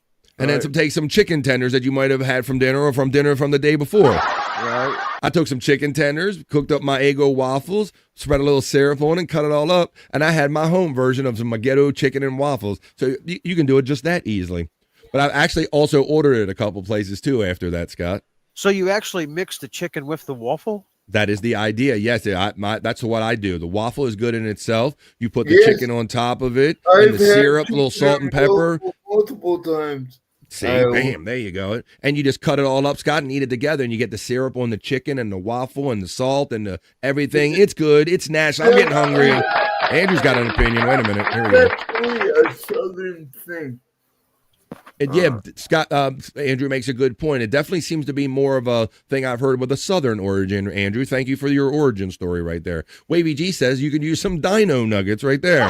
Hey, put a couple dino nuggets on an Eggo, and you can have your little home edition of little chicken and waffles today. I always write in cursive. Blummel says keep those journals. Like a pretzel filled with peanut butter, perfect. I have them on my shelf back there. That's one of my treats. I need to find an IHOP immediately. Or if you can't make the home version, yes, there's a couple restaurants where you can get it today on the National Day calendar. It's National Chicken and Waffles Day. Let's see how they go through it. It says savory and sweet collide for a soulful celebration of flavor on October 20th as we celebrate National Chicken and Waffles Day. Imagine a world where ingredients of every spice and spirit find their way into the honeycombs of thick and crispy waffles. Well, that day has arrived. From Los Angeles to New York City, this quintessential meal from the rural South, like Andrew depicted, made a slow migration to urban communities to the North and the West. But, as odd as it seems, chicken and waffles have been around for more than 150 years, Scott. And while no one knows who first put chicken and waffles on the same plate together, we know the meal was a staple for both African-American cooks and Pennsylvania Dutch. Part breakfast, part supper, everyone can enjoy chicken and waffles any time of day. Do your damn thing. There you go. Tiffany says they also make the coating for the chicken with waffle mix. Uh-oh, mind blown. So you can get the waffle mix put on your damn chicken. You can do it all kind of ways on Chicken and Waffle Day. It's a Youth Confidence Day. Be confident. You know, we got you. How about National Clean Your Desk Virtual Desktop Day? Now, this being a podcaster, me being a podcaster, this is something that I can kind of relate to because my virtual desktop is always full of some great content that you guys help me with to do show 3 hours here every day. So I'm going to say this is something I do on the daily. I really want to get onto brandied fruit, Scott. Now, these little blue weird color, what is this? Or it's in liquid. It looks weird. Does this ring a bell to you in any way? No, I'm not familiar with this. Well, let's see. This looks like maybe they're mixing alcohol and fruit, and you eat the fruit and you get mixed up. On October 20th, we uncork the jars and celebrate National Brandied Fruit Day. This delightful food holiday honors a timeless tradition that transformed the simple sweetness of fruit into rich, spirited, and wonderfully versatile dessert topping, mix-in, or a standalone treat. Born from the clever ingenuity of the Victorian era, brandied fruit was originally a way to preserve the vibrant flavors of the harvest long after the season had ended. People discovered that bathing fresh fruits in brandy and sugar not only kept them from spoiling, but also created a complex and delicious confection with a delightful warming kick. It was the perfect way to capture the essence of fresh peaches or cherries to be enjoyed on a cold winter's night. So it sounded like it was just liquored up fruit there, Scott. Yeah. They just soaked it in brandy. They drank the brandy. They ate the fruit. They got tore up. We got that born from the clever ingenuity. So there you go. Brandied fruit is magic in a jar, especially since making brandied fruit is a wonderfully simple project that feels like a classic kitchen experiment. The first step is to choose your favorite fruits and put them in a jar. Peaches, cherries, pears, apricots, and plums are all fantastic choices. Next, you add a mixture of brandy and sugar and spices, like cinnamon or cloves, to the jar, and then seal it and allow the fruit to soak in the liquid mixture. Let all the ingredients steep for about a month to allow the flavor to melt. Sounds like a King Cobra's mead. Ooh, or that guy that made that pine needle Sprite the other day, Scott, that we did here on the Vibe. Yeah. That's about a week. Let all them for about a month. The result is a jar of jeweled, toned, boozy fruits that are ready to elevate any dish on Brandied Fruit Day on the National Day calendar set. Let's see. If you're fried, I do that at home as well. It says use biscuit in your fried chicken and you won't be disappointed. Biscuit mix in your fried chicken. Just go slowly. There you go. Well, then we're getting people into it, Scott. Well, I think we got all of them. We got chicken and waffles. I recommend a home version of that. It's savory, it's sweet, it's good. We got a couple of fun ones. That's what we like to do here on BF Live The Vibe. We like to check the National Day calendar, and that's what we just did. Now,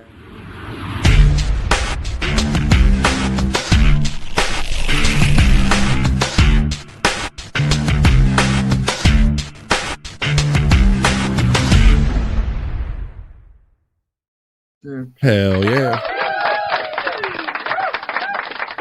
How you feeling today, Andrew? Feeling good? Good. What's wrong with me, Scott? Why I asked that question? I was risking it, wasn't I? Yeah. Good. Good, buddy. Good. All right, buddy. Good. All right. Well, let's keep having fun here. Up until the 3 o'clock hour where we're where I'm coming to you from on the East Coast of the United States. Now, Bobby Nick isn't with us. Normally, he'll do like an afternoon chill or something. I could direct you to something in the afternoon. The thing I will direct you to this afternoon is the Levyverse, but you have to be a member today, folks. Are you not a member? Because Perry and Bob are going to be getting together sometime this week. If you want to be part of the Perry goings on over there, or just Bob Levy in general, you got to member up right over there on the Levyverse, the Bob Levy's channel. And he's going to be doing a members only show immediately following today's show, BF Live the Vibe, at 3 p.m. East, right at the top of 3 o'clock. Go check out Bob members only, but you got to member up to see that show. So don't forget to do that. Ooh, Scott, I'm glad that Andrew's here because he is the sports dude. And whenever I find a new or different sport, I like to present it to my bros, especially my human sports taker, Andrew, and say, Andrew, what do you think about monkey bar kick fights? Monkey bar kick fights, Andrew.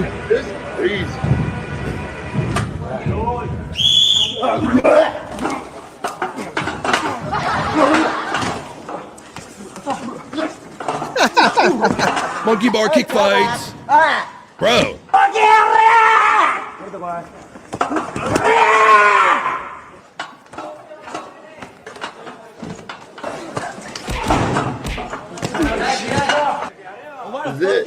Look at this, Scott. They're doing like leg locks and they drop pretty good. Oh, in the face, Scott. He took it in the mush, bro. Bro, that was crazy. All right, so now, look, I'm the same way. I like to smoke weed. Speaking of, where's Tally been? I like to smoke weed. And so, Scott, you know me, everything, I need to look at things a second and third time. You're great at picking out keen things that I don't see. When we watch something at the same time, you see different things. I see different things. Let's run it again. Let's see. Perry would dominate at this as Wavy G. Yeah, with those stinking ass feet, he'd be getting submissions left and right. Shut the fuck up. Bro, you got nasty. You got them Barneys. Let's see. That's a legit sport. Not like that tag crap, says our friend Electric Gino. Let's check it out one more time. This is why we are going to lose the war. Check this out. All right. Now that you guys know what it is, monkey bar kick fighting. And notice how far they drop. They're wearing cups, Scott. I just noticed that. They may be wearing cups. Damn. Look, they're taking face shots. They're getting neck rolled off. And that's a good 5-6 feet. Face shots. That one.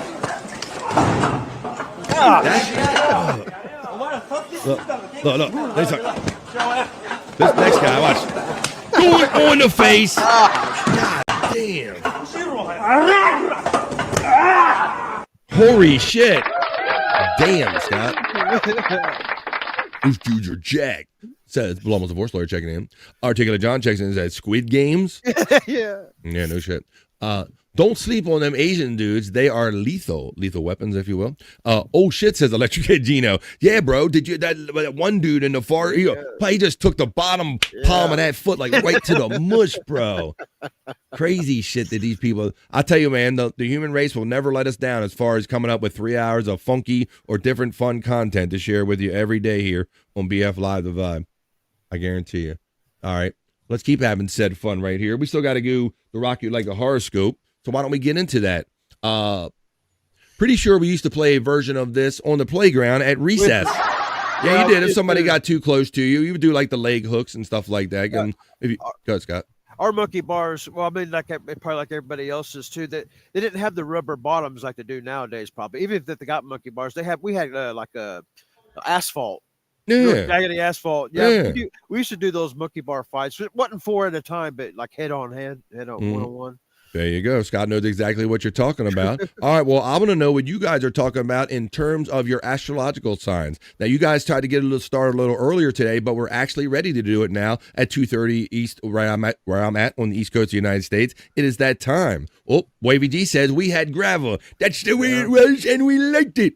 That's right. He is not wrong. He's not exaggerating either. We had gravel. You might have had that jacked up asphalt mat, Scott, that was all like cratered and shit. And it was just basically like hitting asphalt anyway, right?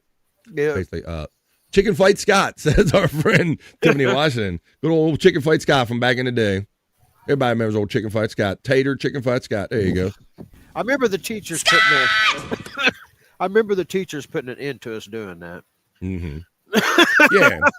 And you play like, and sometimes we would play the one that arced up. We would play like we would climb on the outside of that, and you would try to have to knock the person off of that one. Yeah. We would do that and get off, and then gravel or grass if you were fancy, says Blummel's divorce lawyer. We came up the right way. Hey guys, why don't you throw your astrological signs in the chat? It is Monday. We have to see what the stars have in mind for us. At least that's what we do here on BF Live The Vibe every Monday, Wednesday, and Friday to see what the stars have in mind for us, the beginning, the middle, and the end of the week. I'm going to make my way over to my horoscope reading studio. I'm going to caress my crystal balls ever so gently as you put your signs in the chat, and I bring you your Monday edition of Rock You Like a Horoscope.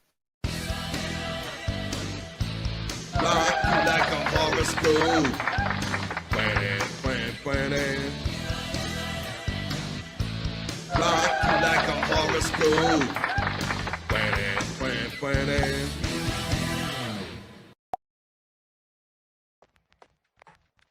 Here I am, there you are, and here we are for the Monday edition of Rock You Like a Horoscope, our horoscope reading segment where we see what the stars have in mind for us today. So let's do just that. Let me find my little next element that I need. I see it shifted up there. I'm going to go to the chat.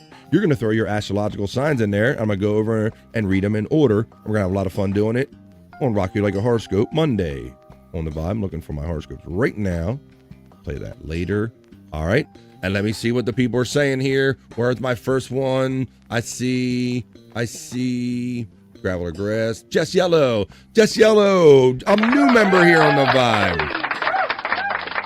I saw that our generous friend P Cunt gave a gifted membership, and you were the receiver of that. Jess Yellow is a Virgo just like myself. So this is for she. This is for myself and all the other Virgos checking in, Jess. This is our Monday Rock You Like a Horoscope reading. I'm not used to being first in Virgo. I like this. Virgo, finances have some strong support lining up. You may see both individual and shared gains, Virgo. Staying in your own damn lane, I added that. Staying in your lane would be a good idea if someone isn't receptive. Some family pressure could emerge. I'm feeling a little bit and all of that. It's for Jess. It's for me. It's our Monday one. It's the first one. It is our... Thank you, Jess. I'm only to waiting last or not at all, so we kick it off with Virgo for myself, Jess Yellow, and all the other Virgos joining us today. I move on down the line. Hey guys, what's your astrological sign? Well, Wavy G's is Leo, so I'm going to read Leo for Wavy G. For the currently absent space nerd, for the currently present Tiffany Washington and all my other Leo friends, it's your Monday Rock You Like a Horoscope reading. Leo, if you've drifted from your path, consider retracing your steps or asking the universe for some direction. If you ask, be sure you are quiet enough to hear the reply. Creative pursuits could bring more frustration than release right now. It's for Wavy G. It is for Space Nerd. It is for Tiffany Washington. It's for the Leos. It is your Monday. Rock you like a horoscope.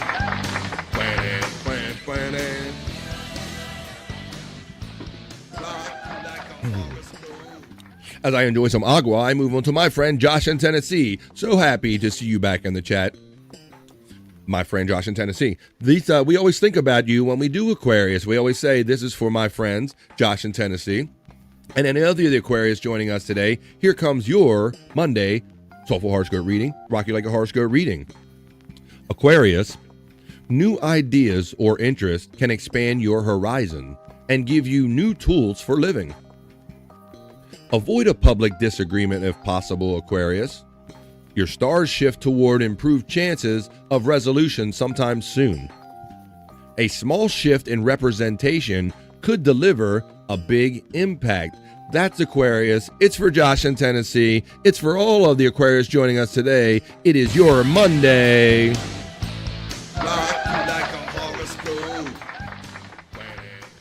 And we move on down the line where FJM simply says, Here's a good. And we move on to Jet. Now, Juggalette Jen, You know I smokes weed, and them signs come up a little small right there. But I'm going to remember that at least my very generous friend Juggalette Jen is a Cancer. So this is going to be for Juggalette Jen. This is going to be for Scott Fitzpatrick and all the other Cancers joining us today. Here comes your Monday Rock You Like a Horoscope reading, my Cancer friends. Hey, Cancer. Something you've been wanting to get or get done in your home might come together right now. Your relationship with a partner or a housemate or a pet should be flowing smoothly. Bring on the gratitude for every blessing that you have. It's for Juggalette Jen. It's for Scott. It's for Brian Clauder. It's for all the Cancers. It's your Monday. Almost jumped ahead to the next. I'm going to move on to welcome Jess from Blummel's Divorce Lawyer. I'm going to move on to Wabbit WP80, and those of us who are friends know that's the one, the only Wendy Pack steps into the vibe. Hello, you wascally Wabbit, Wendy Pack stepping in. I'm going to weed Taurus. This is for my friend Wendy Pack and all of our Taurus friends joining us today. Wendy, here comes your Monday Rock You Like a Horoscope reading. Taurus. You might be able to get something done that's been hard to get completed, leaving a real sense of satisfaction from the caring for your community. Transmitting your ideas could flow well today, Taurus, for both presenters and for listeners. That's for Wendy Pack. She is my celebrity friend, my good friend. It's for all the Taurus joining us today. There you go, Wendy. There's your...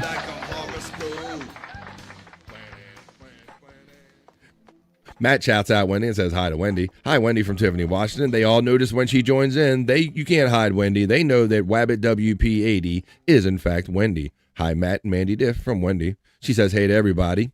Matt is throwing them out there. Juggalette Jen says Cancer and Aries. Well, I did Cancer, and they're Aries no reason. I cannot read that for you. So this is going to be an Aries reading. It's going to be the second of two for Juggalette Jen. And for all of my Aries friends, your Monday Rock You Like a Horoscope reading.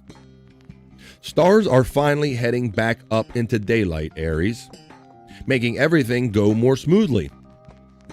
If a relationship is needing to get back on track, today might provide some insights, answers, or just the warm and caring connection that is needed for that to happen. It's for Jen. It's for all the Aries joining us today. It's your Monday. I like that, Scott. You're like, it's almost like a Frankie dance or like the Jersey fist bro pump. I like that. Well, I thought I'm going to do a Frankie dance. Me too, says Blummel's checking in. All right. Now I'm going to do Pisces for my on-screen friend, Andrew. Hey, guys, who's a Pisces in here? Well, Andrew's a Pisces, so this is going to be for my friend Andrew the Giant. This is going to be Pisces for him and all the other Pisces joining us today. Your Monday, Pisces, Rock You Like a Horoscope reading, Andrew. Working as a team could bring forward an excellent financial solution. Online haters could be out in force now, it says. Don't engage, it says, Andrew. This is unbelievable. Lean into a fulfilling form of self-expression, like podcasting maybe, to fill your soul with light. That's for Andrew. It's for all the Pisces. It's your Monday.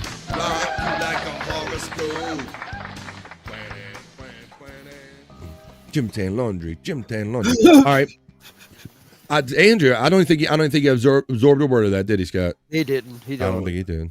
He absorbed a word of it. It literally says something about it's. Literally, the second sentence starts with online haters. If you have any or not.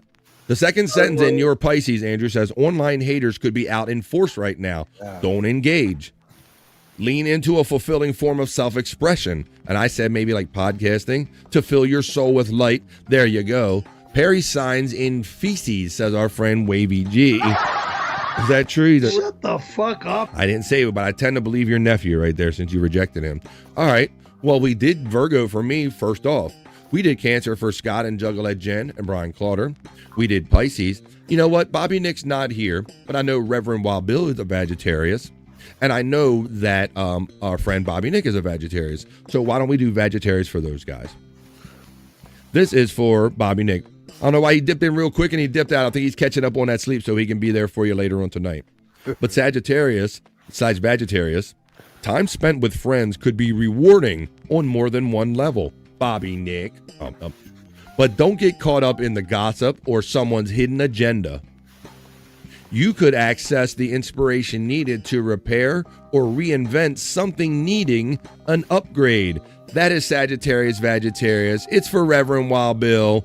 It's for Bobby Nick. It was your Monday.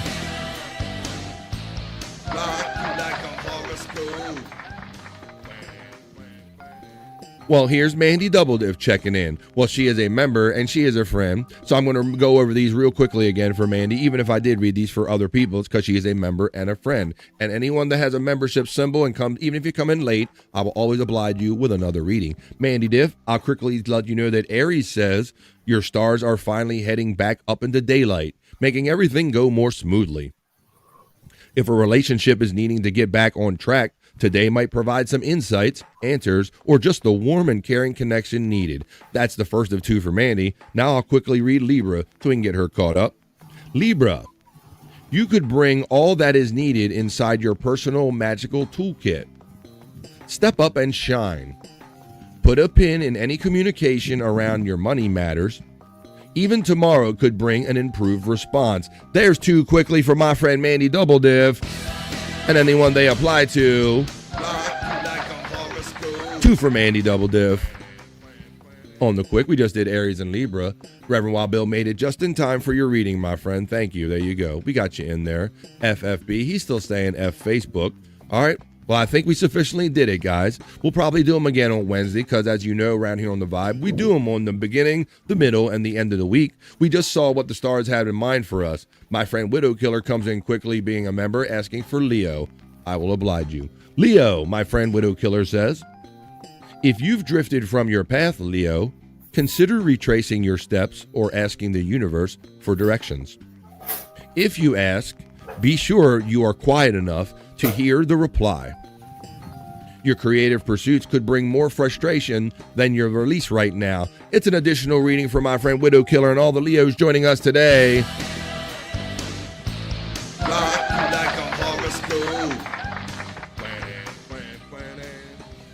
We'll do them again Wednesday to see what the stars have in mind for us in the middle of the week, but that was the Monday edition of Rock You Like a Horoscope. Let's get on with more fun with the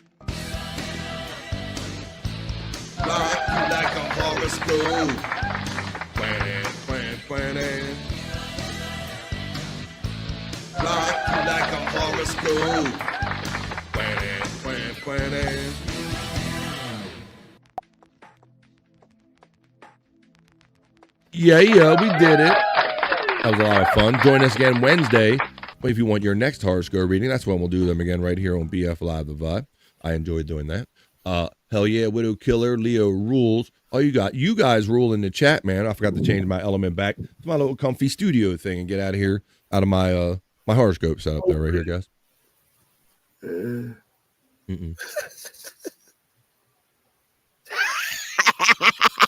That good, huh, Andrew? Do what? I think he was getting ready to say something, Scott, but he was confused. He didn't know to show it. I've been fucking up. Matt, it was a smudgy, Andrew. Sometimes when you got some smudges on it from other stuff, it can get weird readings. Like my do you have screen semen? You got screaming? Got that screen semen? You ain't got no screaming on you, do you? Don't get no screaming on your iPad there, Andrew. All right. Let's see if you have better luck than this chicken did. Look, he's gonna make it, Scott. Look. Historical moment caught on camera. Why did the chicken cross the road? He did it, Scott. He got to the other side. He did it.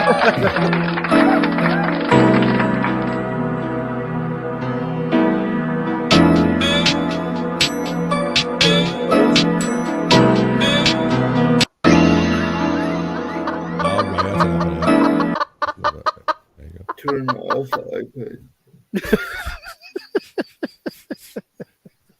Alexa, turn off iPad. I can't reach it. It's in my lap. Are you really telling Alexa to turn off your iPad, or? No, I was telling Siri to turn off. You telling one of them bitches turn off. One of you bitches turn off my iPad.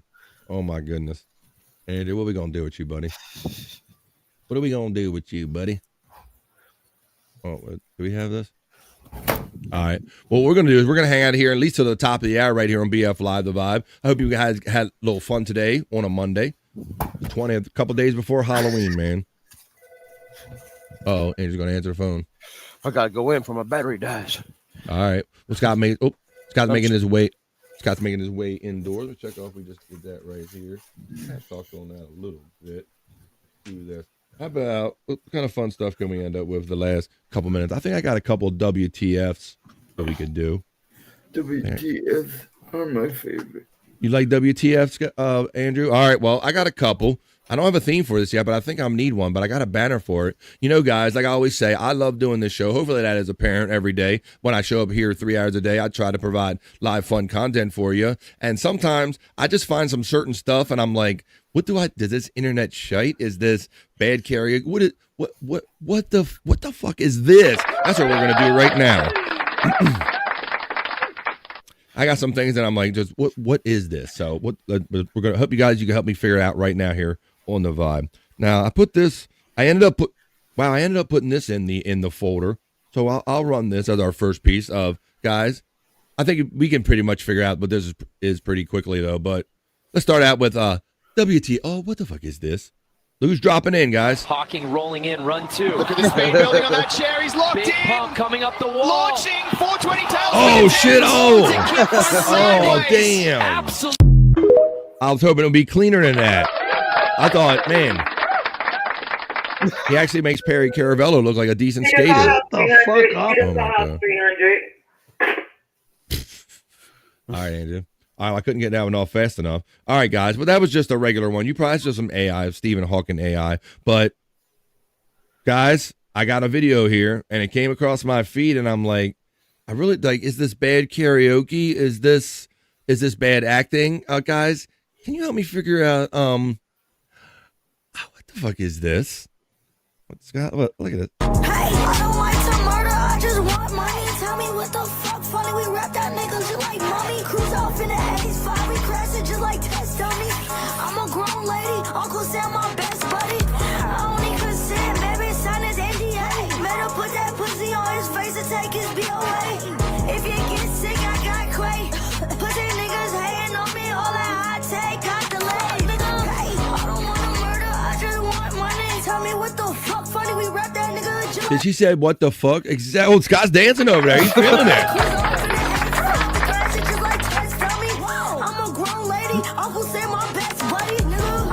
I'm trying to figure out what it was. Scott's like, I don't know what it is, but I like it.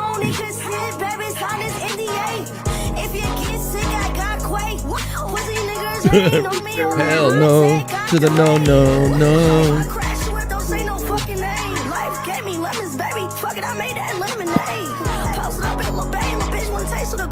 Whoa, I know, Scott. I'm like, Looked like it was filmed on Kensington Street. Yep, in downtown Philly. Rob Taker has an observation. He says, Jen has a twin. Oh shit, Rob Taker steps in with the line. There you go. What's up, Rob Taker? How you doing there, buddy? Well, maybe Rob can help me figure out. I don't think I have any Jen like clips, but I do have something that made me go, guys, and this is a doozy, Scott, and this. I don't do the pickle segment anymore because we wrapped up the year 2025. We are clearly established that 2025 was the year of the pickle. But then this showed up in my thing, and I'm like, well, I'm not doing that segment no more. So the only question I was left with is, oh, what the fuck is this?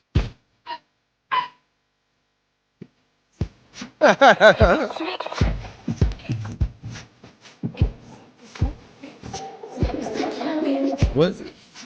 It's like,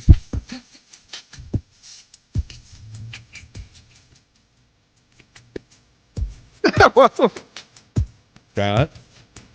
Anybody? Are these Nicki Minaj pickles? What are we?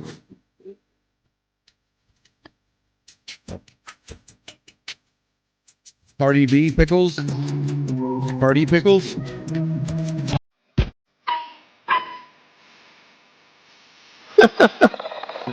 They're pouring their juice on the button on. See? Tiff knows. What the fuck? What exactly, Tiff? She knows. That's exactly what I did, Tiff. I'm trying to come up with content 3 hours a day, and I've come across that, and I said the same thing.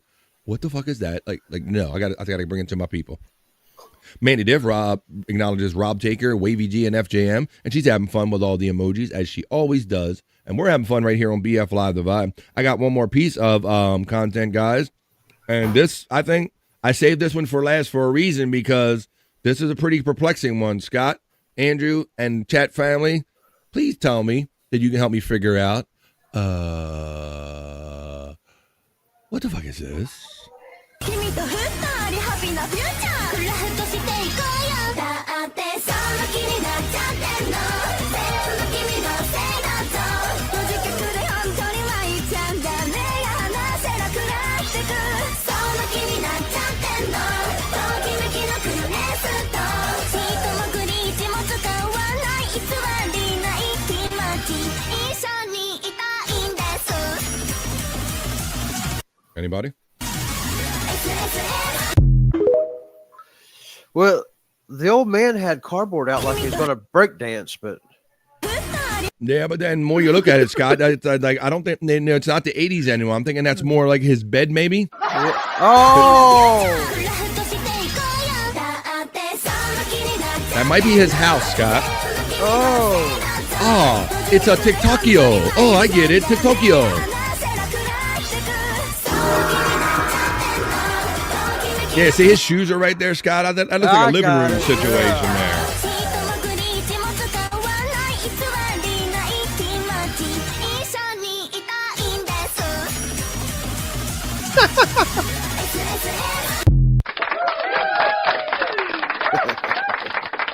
I see. No one is any better at helping me figure out.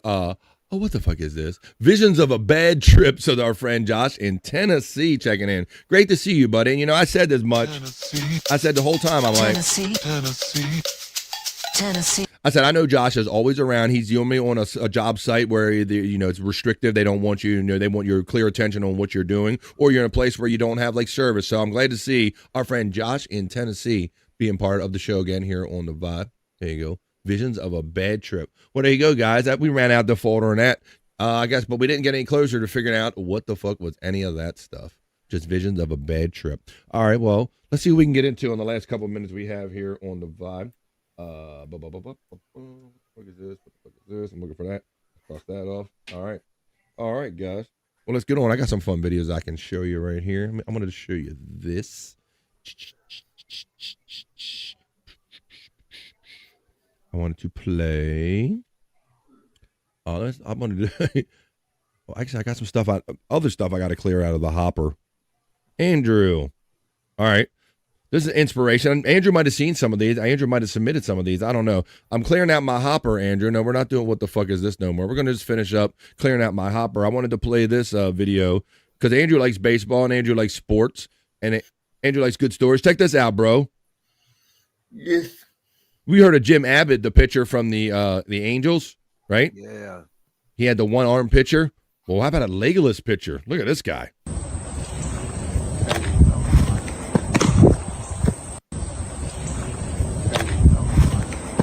What the fuck, Scott?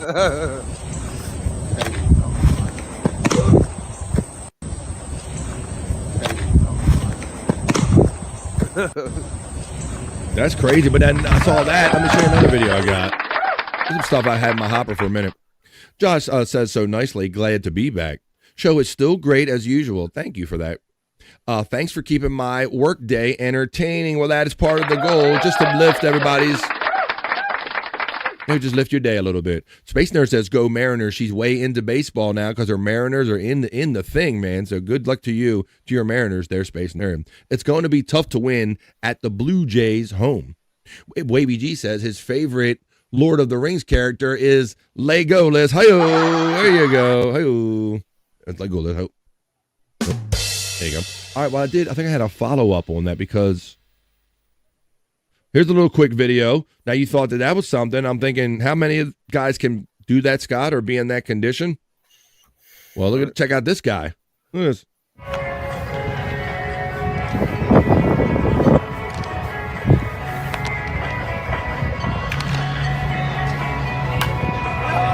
Oh, shit.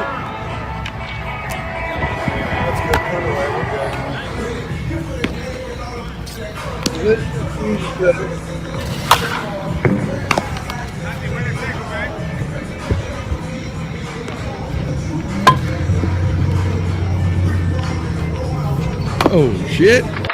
There's Scott. So, that'll frame your day for if you think you're having a bad day, right? Interesting dude. Interesting strike zone, I bet he has. But that first guy was getting it. I can see him pitching for Milwaukee next year, says FJM. I hope he has a pinch runner. Ooh. Now running for, I've had that for a minute, though. I've been wanting to show those. All right, well, I say, guys, we're going to try to pull this train into the station rather than start another bit or a segment. I'm sorry that my boy Bobby Nick couldn't be here. Look for him. He might be doing an afternoon chill. So let's throw him a little plug love. Now, Bobby Nick, he tried to check in, but I don't know if he was out of it or what the case was. But check out our friend Bobby Nick. Let me find his little element right here, and I will play Bobby Nick stuff. Check out Bobby Nick on Bobby Nick 1978. There you go right there. Bobby Nick 1978 right here on YouTube, and the Bobby Nick Show on Rumble when he does his stuff over there. The links have been running throughout the entirety of the show for Bobby Nick. Thanks for stopping in briefly, Bob. I hope you catch up on your sleep and you get down to doing the shows you do. You might see Bob on an afternoon chill hanging out with our friend Wendy Pack. You could see that immediately following this show. But I'm going to turn it over now to my boy Andrew the Giant. Hey, Andrew, get out the pad a little bit for a minute and give any last words or plugs for Andrew the Giant, my friend. So, Thanks for coming today. We have Andrew the Giant 96 on YouTube. Almost right at 40,500. Nice. So we're getting there. Watch for my gaming streams and yeah. That's right, Andrew. When you're not seeing Andrew the Giant with No Filter with Andrew and Friends on Tuesdays, Thursdays, and Saturdays when he hangs out with Scott and Bobby Nick, you can see him on his other channel that has 40,500 subscribers, Andrew the Giant 96. He plays video games and he kind of does some little lives on there. So look for Andrew the Giant 96, and No Filter with Andrew. Thank you to my bro Andrew the Giant for coming here and being part of BF Live the Vibe today. I'm going to turn it over to my bro, Scott Fitzpatrick now. Thank you, Scott. He's been here first. He's been here the entire show. I appreciate you on a Monday and any day. Right. Scott, last words or plugs, where you going to be later or that you know of, if you know. Yeah, in addition to what Andrew said about No Filter, and if all is planned and Bobby Nick's all right, there'll be a Lunatic Lounge at 6 o'clock Eastern time at Bobby Nick 1978. And on the Prop Master channel, on my channel, at Prop Master 69, I'm creeping up on 500,000 views. I expect this week to hit 500,000 views. So that's an amazing number. Christ, for somebody that just does this for the love of it, he's not really like going out there going seeing how many views I can generate, man. That's amazing that just your fun interest and all the interest of the channel that are plugging you, 500,000, bro. Yep. I'm probably about like 10,000 short last time I looked. I expect to hit it this week. Awesome. And then on the Anchorage Joanna 112 is where you'll catch all the Tammys and the low-cal videos. It's creeping up on 250,000 also. And that's amazing. And just go ahead. Go ahead. I'm done. I'm done. Telling you, please. I'm done. That's just I'm just kind of bragging on myself a little bit. Nah, you should, man. That's good. I didn't know those numbers.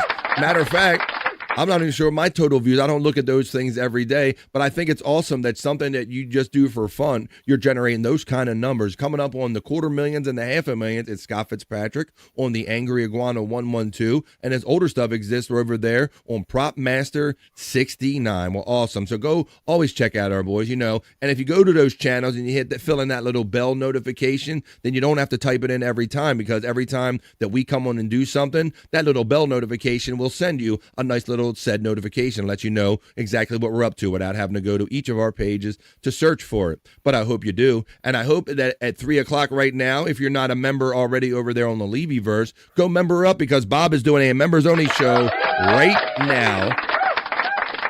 You can be a member for as little as $4.99 a month over there, and Bob will be doing some shows in conjunction with Perry Caravello. Perry comes on Bob's channel. Bob goes on Perry's channel. Be part of it all for as little as $4.99 a month. Go member up and see what Bob's up to right now on the Levyverse. As far as myself, I'll see you guys later on tonight in the chat, just like I said I would. I want to see what Perry's been up to in Las Vegas. I want to see, I need to hear everything, all the little questions, details, and all the things that happen in between. 4 p.m. Pacific, 7 o'clock East is where I'll be hanging out with a lot of you guys in the chat family. Perry Caravello Live. Thank you all for being here today for this Monday. Thanks for coming every day and any day you might enjoy or stop by BF Live The Vibe. Thank you, my friend Deadful, for your generous donation of $2.22 by way of PayPal. Thank you, my friend Pecan, for your generous gifted membership. And thank you all for being here every day. BF Live The Vibe. We'll see you again tomorrow because this is what we do every day, 12 to 3, Monday through Friday. For my boy Bobby Nick, who couldn't be here, Scott Fitzpatrick and Andrew, we don't really say bye because we know we're going to see you again real soon. We just say bye for now, and we'll see you the next time we see you right here on BF Live The Vibe. That's Have a great enough Monday, internet folks. for me Peace and today. love. I am going to wash myself And have a with good holy one. water Love you guys. to get rid of all the stupidity I saw today.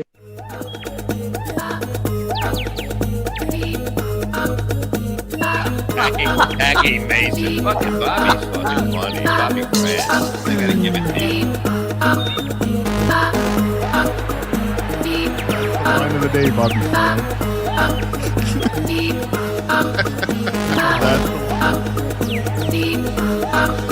Super creative, super original. There's a show called The Vibe.